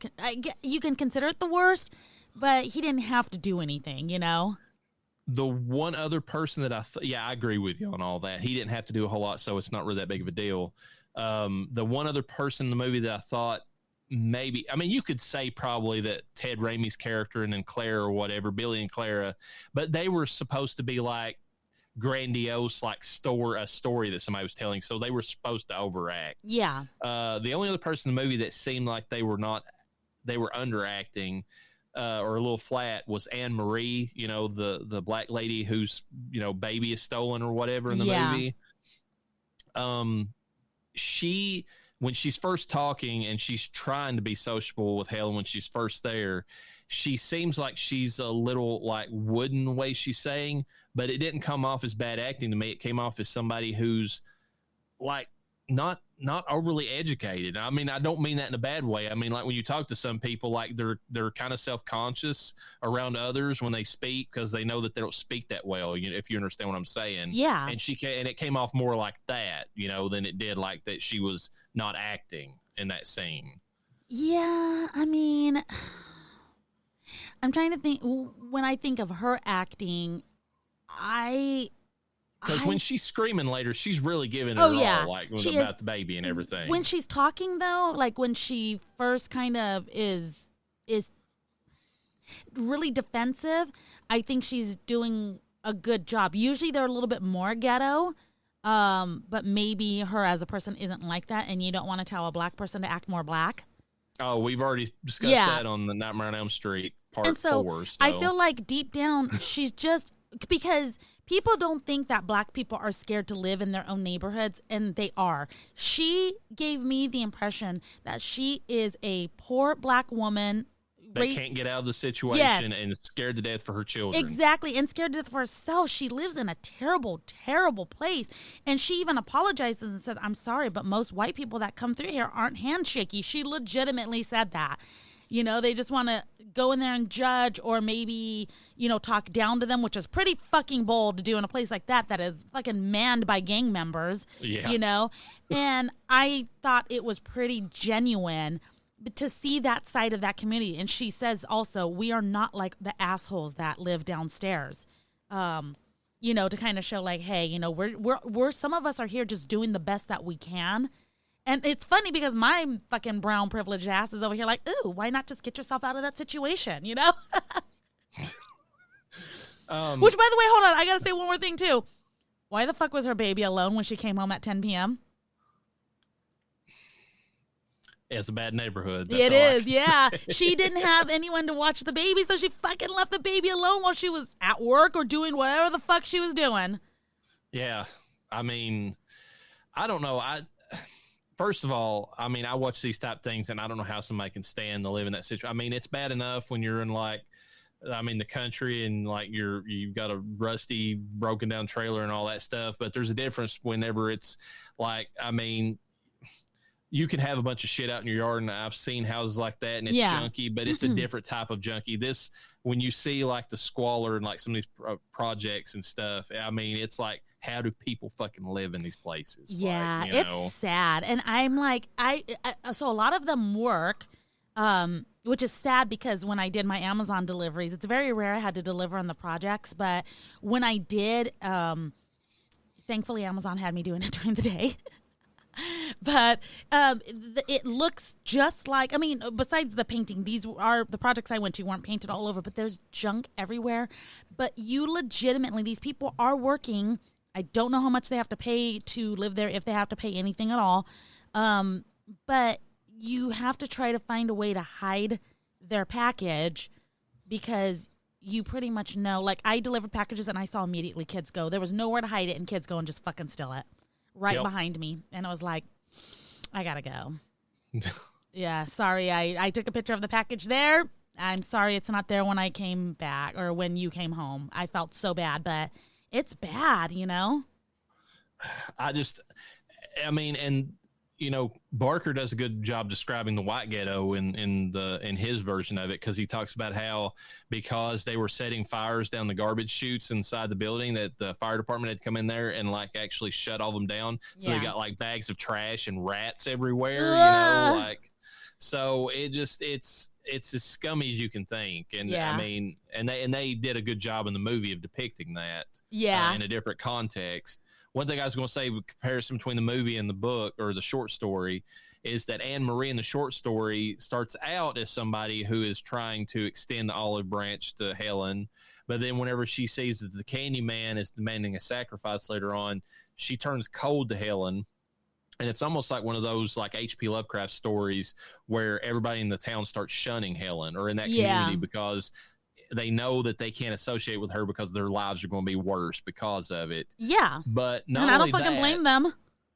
Yeah, you can't blame them. But not only that, there's a point toward the end of the story, the short story, where Anne Marie in that one has her baby has had its throat slit 4 hours before Helen shows up, and she keeps Helen from coming inside and seeing the dead baby. But like, and Helen has nothing to do with it. There's not like in the movie where Helen gets framed for it. Yeah. Anne Marie gets framed for it, but then they don't have any evidence to get out of it. And it turns out that they have like a funeral, and this is a sad commentary by Clive Barker, but it's entirely justified. The proudest moment in Anne Marie's life is the attention that she gets over her dead baby. Oh, as God. she's like going through the funeral, because she's a know nothing from a poor area. Yeah. But like, the worst part of it is the casket didn't have actually had a dog inside of it instead of the actual baby, because they left the baby inside of the room where the graffiti was done, the Candyman's mouth, like in the movie you see. Helen keeps going back to that room. The dead baby's in the room because they left the baby as a sacrifice to the Candyman. Damn. So Anne Marie's complicit in her baby's death to appease the Candyman in the story, whereas in the movie, she's an innocent bystander. And I was wanting to get your opinion on this. The one time in the movie where you don't feel as much sympathy for the Candyman is the fact he reneges on his promise to Helen. Oh, yeah. He tells her, if you will give your life up, I will free the child. And then when she comes to him and she offers her life up, and he starts to carry, they have that nice moment together where they're almost like, and there's an extended cut actually of them doing ballet dancing. Like the director had the two of them actually go and take dancing classes together, to, cement their chemistry and everything. They have this big long ballroom dance actually inside that ghetto, and then he picks her up in his arms and he's supposed to be carrying her off, but then he's getting ready to go kill the child anyways. Yeah. And that's when she makes the turn. She's like, you didn't do what you promised. Yeah. I didn't know how you felt about that, because that's the one moment where the Candyman loses your sympathy because he doesn't honor what he says. Yeah, that was where, I would say that was definitely a turn for me where I was like, what the fuck? You can't do that. That's Indian giving. Just use another term. I'm glad you said that. I don't know that I can get by with saying that. Oh, my God. Not that I've not said that before in the past, but that's frowned upon. Oh, my God. I know. You can't say that nowadays. That kind of upset me. What kind of a fucking name is Anne Marie for a black girl? Oh, I didn't mean to say that. It's a good name if it was set in Louisiana like the second movie. I could see that name being, the name of somebody in Louisiana, not in Chicago. Maybe something French with Marie. Anne Marie is not a French name. Now, maybe something like, I don't know. I can't think of a French name. They just took it straight from the short story, so I mean that's probably why. Yeah, I'm like, that's not a name that you give a sister in the hood. And I'm not saying it has to be something like Bonquiqui or anything like that, but I don't know. Even like a Jessica Marie would be better than Anne Marie. Anne Marie is such a white name, and it could be white trash, it could be white class, any kind of white, but it's not a. I have never, and I don't know every black person in the world, but I have lived in a black neighborhood, and I have never met an Anne, let alone an Anne Marie. Yeah, it's definitely. I mean, I could see it more in like a poor white neighborhood than I could in a black community for sure. I don't know. That threw me off. I'm like, Anne Marie, and I mean, I don't know. She was really, really nice though. That poor girl. Yeah, I had sympathy for her for sure, and even she was like the baby. The baby's all I got. And then that scene at the end, it's really, I mean, where she's staring into the fire and she doesn't know that Helen's in there with her baby. Yeah. But that look on her face of just like total devastation. Like she sells that. She sells that Oh, scene. totally. She is not alive in that scene. Like she's dead behind her eyes.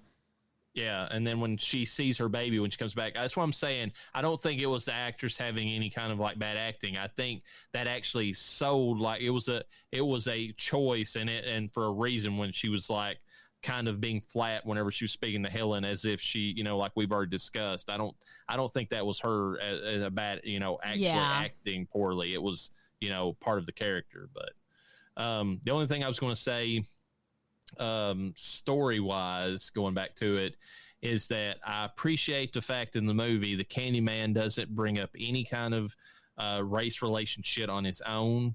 the story sells it around him. It does. It does. It was very briefly mentioned that, you know, he had gotten a white woman pregnant. He fell in love with a white woman. She had gotten pregnant. You know, the only thing I kind of wish is that they discussed a little bit of what happened to her. Did she have the baby? What happened to the baby? That's true. I mean, the second movie kind of hints that the baby was accepted because it ended up white. Because, you know, but yeah, they don't really hint at it in the first movie. You're right about that. That is some Meghan Markle and Harry bullshit right there. What color's the baby gonna be? Shut up. The other thing I was going to say is that I appreciate the way they tell his story, not just in the mural, the way we talked about earlier. When they have the British asshole tell the story, I love that. It's like a ghost story, you know, around a campfire, but set in like this rich, you know, like restaurant, you know, or whatever.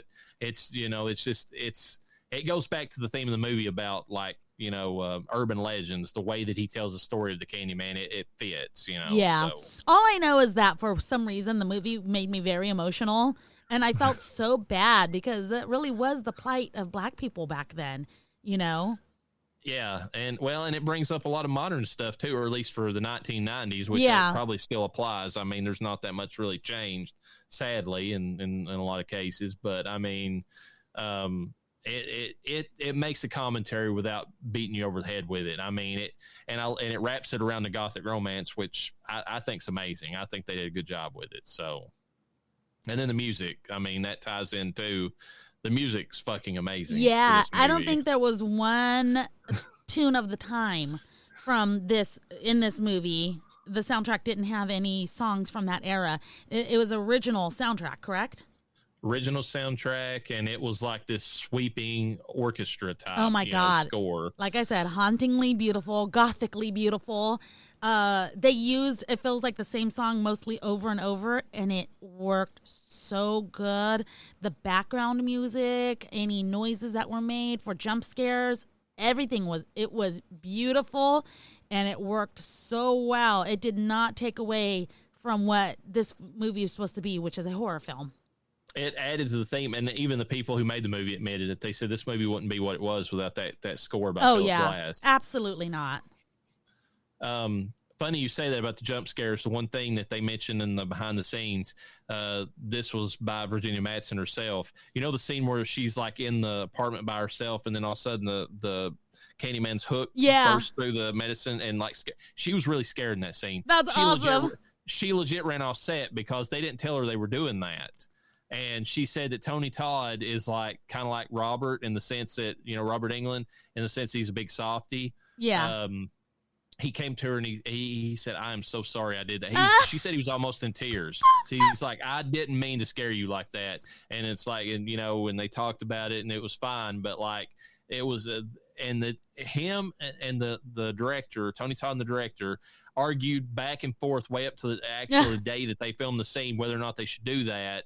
And Tony Todd thought it was in poor taste not to tell her about it, but they did it anyways, and that's kind of how it played out. Okay, look, I'm for hire if you want to put me in a horror film, and I am giving you absolute permission to jump scare the heck out of me. I am not for hire for any zombie films, though. So unless you want to see me a puddle on the floor, and that's all you want, and I'm dying 3 seconds into the film, then I'm for hire for a zombie film. I just want you to know I will actually die on your set, though, and then I'll be haunting it.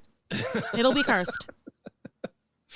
Before we get to the Death Hall Awards, I've got a little bit of trivia. Is there anything else you want to talk about the movies before we move ahead? There's not much trivia, sadly, other than what I've already said. So, I do want to say something. Is that, and this is me admitting. This movie was so good to me, and I enjoyed it so much. And yes, this is on the rewatch list for the rest of my life, but it was so good to me. I couldn't bring myself to watch the second one. And did I miss out big? Is the second one as good or even close to? Okay, so did I do myself? You didn't miss out a damn thing. This is one of those times where they got lightning in a bottle. They had the perfect cast. They had the perfect story, perfectly shot. Yeah. It's this. this movie should have been a one and done. Yeah. And I think everybody agrees that was involved in it. Okay. Honestly. Because where I'm at when I watched this all the way through, I was so shook over what I had just watched that I was like, I'm afraid watching the second one is going to ruin what I just witnessed. Here's what I did. I watched part 2, Mm-hmm. and then I watched part 1, and then I watched part 3. I was on my phone during part 3 because that's the only way I could handle watching it. Part 2 was fine, but then when I went back and watched part 1 again, I was like, this is a fucking masterpiece. Yeah. And this is all I'm glad that the best edition of any of these movies I have is part 1. Like, I got this tricked out, like, Arrow limited edition set. Like, it's what the movie deserves because it's fucking great. Yeah. So I definitely didn't watch part 2. I don't care if you spoil it or not. I just don't have plans on doing it. Yeah, I'll talk about it. But to me, what's funny about part 2, you know how whenever you tell a story and it's got that phone effect or whatever, like the phone game effect where it gets changed a little bit each time? Yeah. That's what happens in these movies. Okay. But you see it in part 2, it's like his origin changes a little bit. The way that he interacts changes just a little bit. Tony Todd keeps it the same as much as he can, but even he admitted in the behind the scenes, if he would have been a bigger actor and knowing what he knows now, he would have demanded that they kept more continuity between these movies. Yeah, poor guy. Because even Frederick, he was even able to kind of modify the films to his, acting abilities. Yeah, and kind of keep things within a certain range. Like, I mean, he would make comments if they were getting too far outside of what Freddy's history would have, said. But yeah. Tony Todd didn't have any say so. If they wanted to change something, they changed it. Yeah, I agree with you. It's a great fucking movie, and I love it. Oh God. As far as the trivia goes, like we've already said, the bees were bred specifically for this movie. What is that? What is that? What is it? Oh, no, not the bee! They had to make sure. Now, this says 12 hours old. I've heard on the thing they mentioned 24. It's somewhere in that range. But they had to be like baby bees so that they were large enough they looked like mature bees, but they had no stingers. Okay. Allegedly. Well, if they had a stinger, it was barely enough to even poke the skin at that point. Okay. So, and the exterior hallway and stairway scenes were actually filmed for a few days in the infamous Cabrini Green housing projects, though the producers had to make a deal with the ruling gang members to put them in the movie as extras to ensure the cast and crew's safety. Wow. Even with this arrangement, a sniper put a bullet through the production van on the last day of filming, though no one was injured. What the fuck? Why would they do that? Tony Todd, I mean, he straight up mentioned, he said it was everybody was nervous that even him, I mean, obviously he's from like Connecticut or something, so he's not one of the locals, so even if he is of the same race, he's not accepted by them. And he mentioned in the thing that he grew up poor, but he was one of those situations, and I feel like I was in this situation. He grew up poor, but he didn't feel poor, which is, you've got a good family when they make you feel like you're not poor and you're in that situation. Yeah. So, but he did grow up poor, so he could empathize with the situation they were in, but he didn't grow up he didn't grow up in the ghetto like this. So, and, obviously he's very well educated. I mean, when you hear him talk in the movie, he can enunciate better than, definitely better than me, but I mean, like, better than, he's very well educated, theatrical. So I'm sure for him, even if he was, empathetic to, the people in the situation, he still was an outsider to all that. It doesn't matter if you're empathetic to it or not. In fact, if you are empathetic to it, you are definitely not one of them. They don't want you to feel bad for them. They want you to be down with them. Yeah, that's true. So, and this is coming from how I feel about, the Latino community, the poor Latino community, which my parents, they think, well, they were poor when I was born, but then they did fine. I've never seen poor like white people poor. I'm sorry. I've seen white people poor, and like my husband. It was bad. Like, my dad thinks that he grew up privileged, and he grew up way more poor than I allegedly did. I did not. I'm here to tell everyone I did not grow up poor.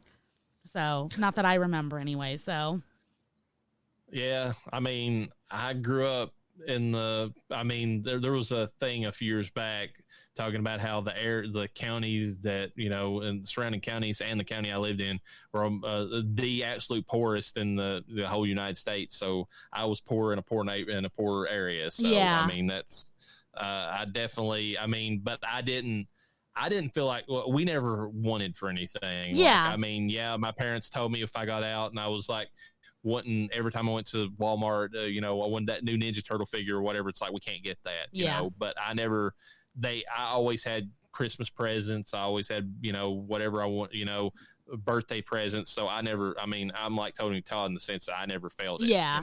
That's good. Yeah. Even if it's this, and I've seen people in worse situations than that, but I can't say that they were, that I was much better off than about anybody. So, in Slashers Part 1 in 2018, Tony Todd said that he was stung by the bees 26 times during this. What is that? What is that? What is it? Oh, no, not the bee! I bet you he was saying that. Yeah, he was probably saying that since he was stung that many times. He put up with it, but he put in such a fucking good job on this movie. I wonder if he was ever stung on his mouth or tongue or anything like that. That's some bullshit. I don't think so, because the bees in his mouth you could tell they were crawling. Yeah. It was the ones buzzing around him that stung him. Yeah. Because when they fly, they've got stingers at that point. The Candyman's lair was designed to look like a Gothic church constructed by the people who believed in him living in Cabrini Green. I can see that. It kind of looked that way. Yeah. While investigating, and this is the last one I really got on this, while investigating one of Candyman's crime scenes, Helen and Bernadette discovered that the design of the apartment's medicine cabinet made it possible point of entry for an intruder. This was not a made-up piece of horror movie fiction. While researching the film, Bernard Rose learned that the series of murders had been committed in Chicago in this very way. That's fucked up. That scared the shit out of me. Whenever I saw her push that through and you could see another apartment, I was sitting there thinking, I was like, how fucking scary would that be to know that somebody could come through your it's nightmare. Goddamn medicine cabinet. It means it had to mean at some point they were in your bathroom to be able to either cut it out or know exactly where this was and make that happen when you're not at home. I don't know. Yeah. It's creepy as fuck, though, to know that somebody could basically be literally on the other side of the wall and come through at any moment in time. Yeah. Fuck that noise. All right. Death Holler Awards for this episode. Final girl. Is Helen Lyle a final girl? I'm going to go with yes, but I'll qualify it because she's not alive, but she's alive in spirit at the end. Yeah, she doesn't survive the movie, so there's that kind of goes against Reverend, don't spoil the movie.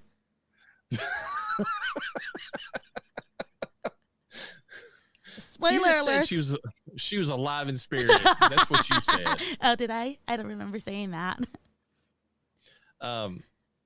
So anyway, she's got all this stuff going on like that, and it's I debated for a long time whether or not she was like a final girl because of the way that she presents the movie, because she's not traditional, but you don't have to be traditional. You don't have to be like the virginal teenager, and obviously she isn't. She's had a sexual life with Trevor, but and probably regrets it, to be honest. And she's got this. It's almost like and they did it this way on purpose, a universal monster like attraction to the monster of the movie, the slasher. So it's not like in the other movies where they're being harassed and like targeted by the killer and they're like trying their best to get away from him. Like, she's actively drawn to him, like whether it's because she remembers him from the past life or whatever it is, she's drawn to the Candyman. So that's a little bit different.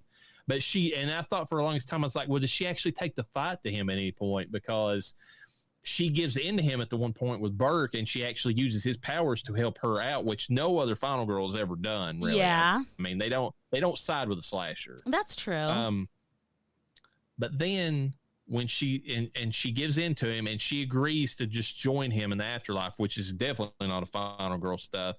But when the baby, the innocent, yes. is being, when he reneges on his promise, then she becomes a final girl because she fights him to get that child back out. So that's why, in my opinion, she does qualify. Well, she was agreeing to go with him in exchange for the baby. You let the baby live, and I'll come with you.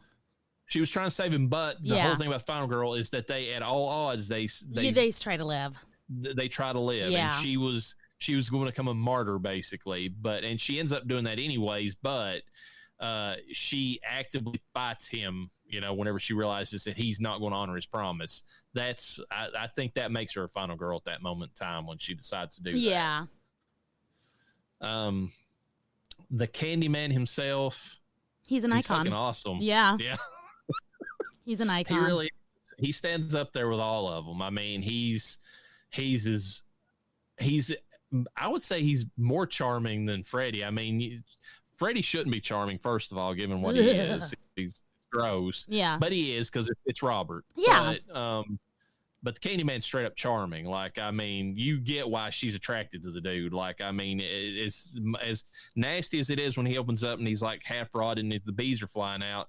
There's something about the way Tony Todd portrays the character that you're like, okay. I mean, he's smooth talking. I mean, there's a sadness there, a vulnerability actually to it. You know, like he's different. He's not like the rest of them. So, well, I mean, it's that voice too, you know? Yeah, I mean, that goes a long way to selling it. And he's very, I mean, in real life, I mean, Virginia Madsen describes it. I mean, he's a very tall guy, you know, kind of imposing, but, you know, so that helps sell it. But he's cool as a slasher. What's your best kill in the movie? My best kill, let me think about it for a second. No, because we didn't get to see that one, although the body looked pretty cool. Bernadette, yeah. I mean, I liked the corpse, but that doesn't count. You didn't get to see the kill, and even hearing it, I wasn't impressed by it. Let me see. That was the doctor that got the hook. I'm trying to think who else. I guess I'm gonna have to go with the doctor with the hook. I can't remember any others. That's the one I chose because you can see everything that happens to him, and even the blood splatter. Yeah, there's actually, I didn't watch it, but it's on that disc I have. That's like the UK cut or like it's not the US cut. It's for the rest of the world. The US cut in that scene where he's like gutting the doctor. That scene where that blood splatters on her face, that was a cutaway to save MPAA ratings. Yeah. And if you watch the UK cut of it, you see more of him just getting like gutted in that scene. So there's way more to that scene if you see the other version. Yeah. Everybody else you don't really see a whole lot. That kid though that had his dick cut off, that was nasty. That was fucked whole fucking up. And we didn't discuss this. The acting by Virginia Madsen when she walks inside that toilet and she looks like she's about to barf the entire time she's in there. I felt that. Like, she did a damn good job. She did, but I also didn't feel bad for her. I'm like, bitch, why are you there? That's true. Why are you in here? And I'm sorry, can we discuss the shit on the wall? What kind of shit was that you could write words with a turd on the wall that expands, what is that, about 6 feet that it spanned? Maybe 5? They had a lot of protein in their diet. Tell me about it. It was thick enough. It held its texture. Definitely looked like they ate peanuts that day. That's the kind of breakdown you can expect from Death Holler. We're going to talk about the turds and how their consistency helped in writing tits on and the turds. wall. Okay. I do like the fact when they had the lineup. There was the one guy right before the actual Candyman. I love how he delivered that. He sounded like another actor in another movie, and I don't remember which one it was, but he walked up there and he was just like, whatever the fake Candyman said, he was like, "Give me your money, bitch." You know, the way he said it cracked me up. He was like the one. I heard you were looking for Candyman, bitch. Yeah, I heard you was looking for the Candyman, bitch. That's the way he said it. It was just hilarious. You were thinking of Freddy, is what you were thinking of. No, because he sounded like somebody. I mean, it was another black movie. I don't know which one it was. It's like a comedy or something. But he sounded like another actor. I don't know who it was. Good Lord. Who do you think had the best scream in the movie? I got nothing. Anne Marie. Looking for her baby. Yeah, I thought about that as the second one. Yeah, for sure. When she's screaming, like, where am I?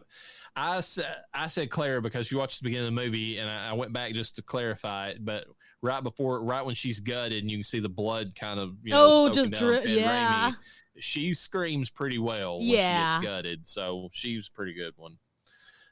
Best boobs, we'll give it to the protagonist, Helen Lyle. I mean, they're bloody, but there's one scene where you're right, where she's in the tub and you can kind of see a little bit more of them. That's not bloody, but they're there. They're not bad. Those are soapy, sensual boobies. I mean, it's just one boob, but it was a meaningful boob. So that was mine. Mine was the bathtub scene boob. I was like, look at that titty. It's a nice one.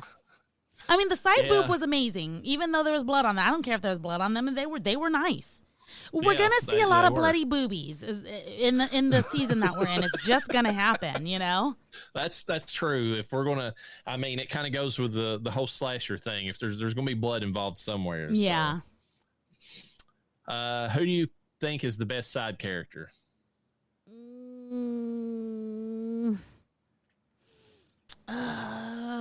I'm gonna go with the kid. It's weird because, like, side character, there's no characters in this film that would be a side character that made it long in the film, because the kid didn't make it too long in the film. He's alive, but I guess technically he was at the end, and he kind of was the one that called. He was there at the end watching the bonfires. He had that line saying "burn the Candyman." And he got the chant started. Okay, well then I'm gonna go with him because he made it a lot more than Brenda, aka Bernadette. So I picked him too, but I mean, it's entirely based upon him talking about if you get your dick cut off, I mean, you want to be dead. And I felt that. I mean, I know where you're at. Brother. Yeah, I do. And it seems mature. I'm guessing he was like around 9-ish in this, maybe portraying a 9-year-old. He might have been a little bit older, but kids in the ghetto have to grow up real fast, real fucking fast. He actually had a look about him that made him look older than he was. Yeah. So I'll agree with that. He did a pretty good job in that sense. And to be able to understand that life is not meaningful without your penis at that young of an age is a mature thing. And it doesn't have to be super, super sexual, but ultimately it literally is life. You make life with those kind of things. I'm serious, So, despite the kid, being delayed, slow, retarded, however you want to describe it, you never know. Well, I mean, even with that, I mean, you think about it, not having that, I mean, there's all kinds of complications that could arise from that. Oh, definitely going to get a UTI. Well, urinary incontinence, if they somehow sew it up and attach a bag to it, I mean, it's a whole thing. Yeah. So, Franklin Award, I'm giving it to Trevor. Fuck him. Fuck Trevor. He got, so like Franklin, he did get gutted, so we can be thankful in that. Yeah, he did. I'm trying to think if there's another Franklin in this film. The rich British asshole's the other one I thought of. Yeah, but he was so short in the film. Yeah. He wasn't able to be annoying for long enough, and he served a legitimate purpose because he was like, I'll tell you about the Candyman. But it was just research that he had done. It wasn't like anything he had experienced. Brenda was almost a good Doom Prophet because she was fucking like, bitch, no. Let's get the fuck out of here. I'm going to stay a few more minutes. No! I'm glad you mentioned that because I don't really know who to put as the Doom Prophet in this movie because it could be her, but she was just giving, it wasn't Doom Prophet about the Candyman. It was Doom Prophet about it was more like just real world shit. It's like you don't go into the ghetto, you white bitch. Don't go there. It was Brenda, but Franklin, I guess I can't disagree with Trevor. I'm trying to think. Doom Prophet too. Oh God, Brenda technically too. I don't know. I'm so torn on it. I don't know. That little kid Jake now could be a Doom Prophet too, because he did tell her that the Candyman was. Oh, he yeah. He told her not to go inside of the bathroom because the Candyman was there. He did tell her that. Yeah, that's true. And he wasn't lying because that gang member was technically portraying the Candyman. Maybe he was portraying in lieu of the Candyman, so to appease the Candyman, to keep the lore alive. That's what I was going to say earlier whenever I mentioned about him. I think that his purpose was for that. And also, I mean, he was instilling fear in the community in the name of the Candyman to keep the Candyman's name going. Yeah. But at the same time, I mean, he was also, I mean, obviously, I mean, it served the purpose of if you take the scariest thing for this community and you make that your persona, then he's like the biggest of the gang members at that point because he's got something to make people scared of him, you know? Yeah. So it kind of served that purpose. Do you think that the Candyman, if he and Helen had made it, if you know what I mean, like they did have their afterlife together, do you think he'd be like, keep my wife's name in your motherfucking mouth? He would go the opposite way. Yeah. He'd go around slapping Chris Rock. He's like, you talk about Helen. You better talk talk about now, it. you bitch. I think that would be the case because he'd want her name out there. Yeah. So. Dumbest moment in the movie, everything Helen does, yes, pretty much at a certain point is stupid. I mean, she doesn't have to go there. I mean, in real world terms, like you do not go to that part of town. Like you don't. And like she's telling Bernadette, she's like, we don't look like cops. And Bernadette's like, we look like fucking cops. You know, it's like, and she even admits it later. She's like, we look like cops, so they won't fuck us up or whatever. And they think we're cops. Oh my God. Like Nicki Minaj says, I'm on some dumb shit, and Helen was on some dumb shit. Going into the death dick bathroom was super dumb. Yeah. I mean, you know, walking in on the panicked Anne Marie with a goddamn meat cleaver, that was probably her worst mistake. Yeah, what like, the fuck? She like picked there. Oh, you know what though? I guess I can't completely blame her for picking up the. No, if you look the way she portrays that scene, she picks it up because she doesn't know where she's at. Yes. And she has to defend herself. Yes. That's perfectly legit. Yeah. But she sees Anne Marie, and Anne Marie is freaking out. You don't walk up on somebody that's freaking out. No. With a weapon. Especially when you just woke up with blood and had to search your own body for a wound. Yes. I mean, she totally went about that a dumb way. And then she attacks, I mean, she has to attack Anne Marie, but like, it's her own fucking fault. Like she could have, when she saw her, she could have just fucked out of that apartment as soon as possible and got out of there. Nope. Bad choices. That's pretty much the story of her life. Yeah. I mean, she chose Trevor, so that was a bad choice from the start. She didn't know. You don't know when I don't know. And she was also way younger than him. She was probably one of his students at one point. Was she? She was doing her college thesis, so she is younger than him. He's a professor already. Yes. She is doing her like graduate thesis. That doesn't mean she's super young, but she's not a full-fledged professor herself. Oh yeah, definitely like not. That. Yeah. They set it up in the book, by the way, since I can make that comparison because I did read it, that she knows that he's sleeping around with other women, like, but she's at the point in the relationship where she doesn't care anymore because not that she resents him, but like she's at the point where it doesn't serve any purpose to try to fight him because he'll just make himself a martyr is the way that Clive Barker describes it.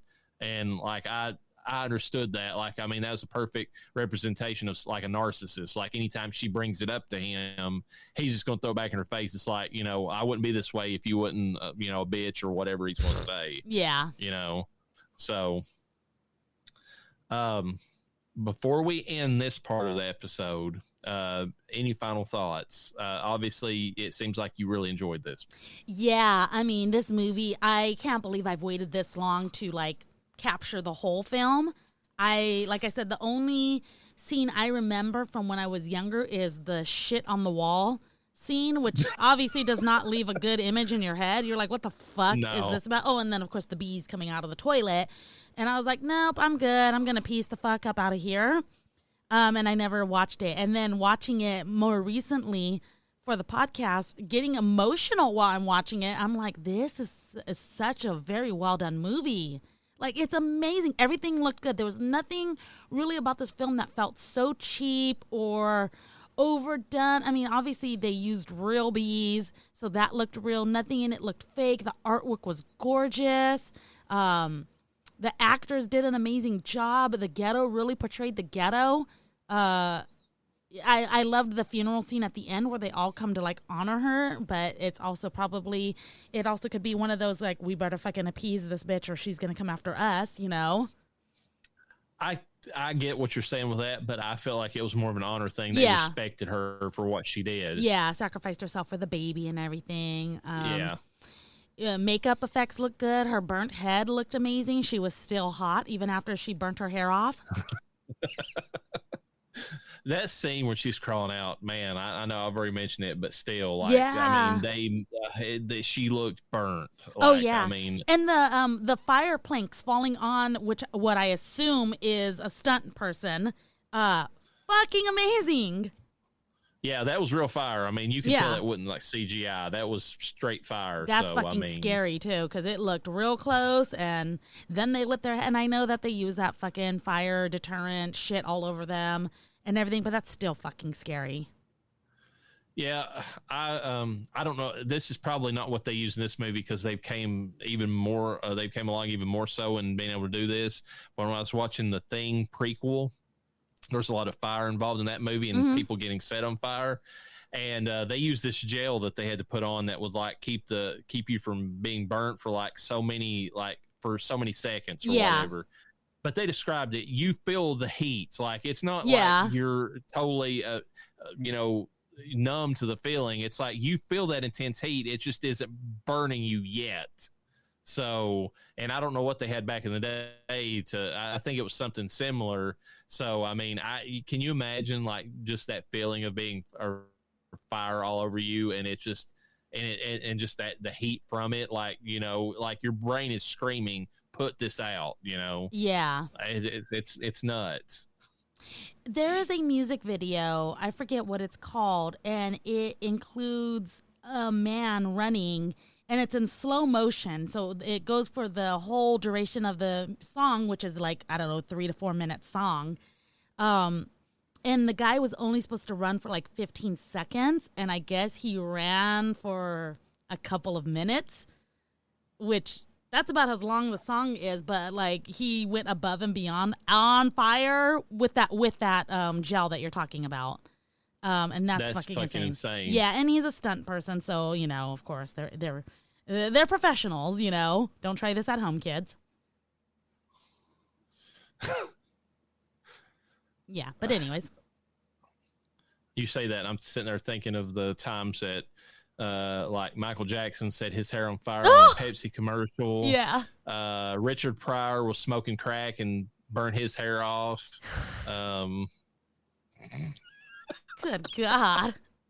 They're things. I mean, they're out there. It's just kind of funny, but no, I love this movie, and I figured you would like it. That's the reason I wanted to include it this season, because I wanted to include it in Ghost season, but it didn't really fit. Yeah.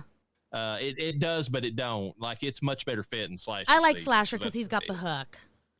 Yeah, it makes more sense. I mean, he is a ghost, and it is kind of like the gothic ghost story in a sense, but the slasher angle of it with a hook is different than the other ghost movies we watch. So yeah, and I guess we're going to continue that tradition obviously we're going to keep talking about the Candyman series here, but on the next episode when we talk about I Know What You Did Last Summer, we're just hooking them in this summer, It's funny you say that, because I thought of a good Attack of the Bees to go along with I Know What You Did Last Summer. There is a movie with Anna Faris, which we've already covered for Scary Movie, that it was a legit horror movie that she did called Lover's Lane, which is about the hook, killer or whatever, like from the urban legend, Oh, so shit. I feel like that would be a good one for Attack of the Bees to go along with the hook killer that's in I Know What You Did Last Summer. So. Definitely. Well, we're going to wrap it up in this one, pick it up next next time with Farewell to the Flesh. With that, peace be with you. And with your spirit.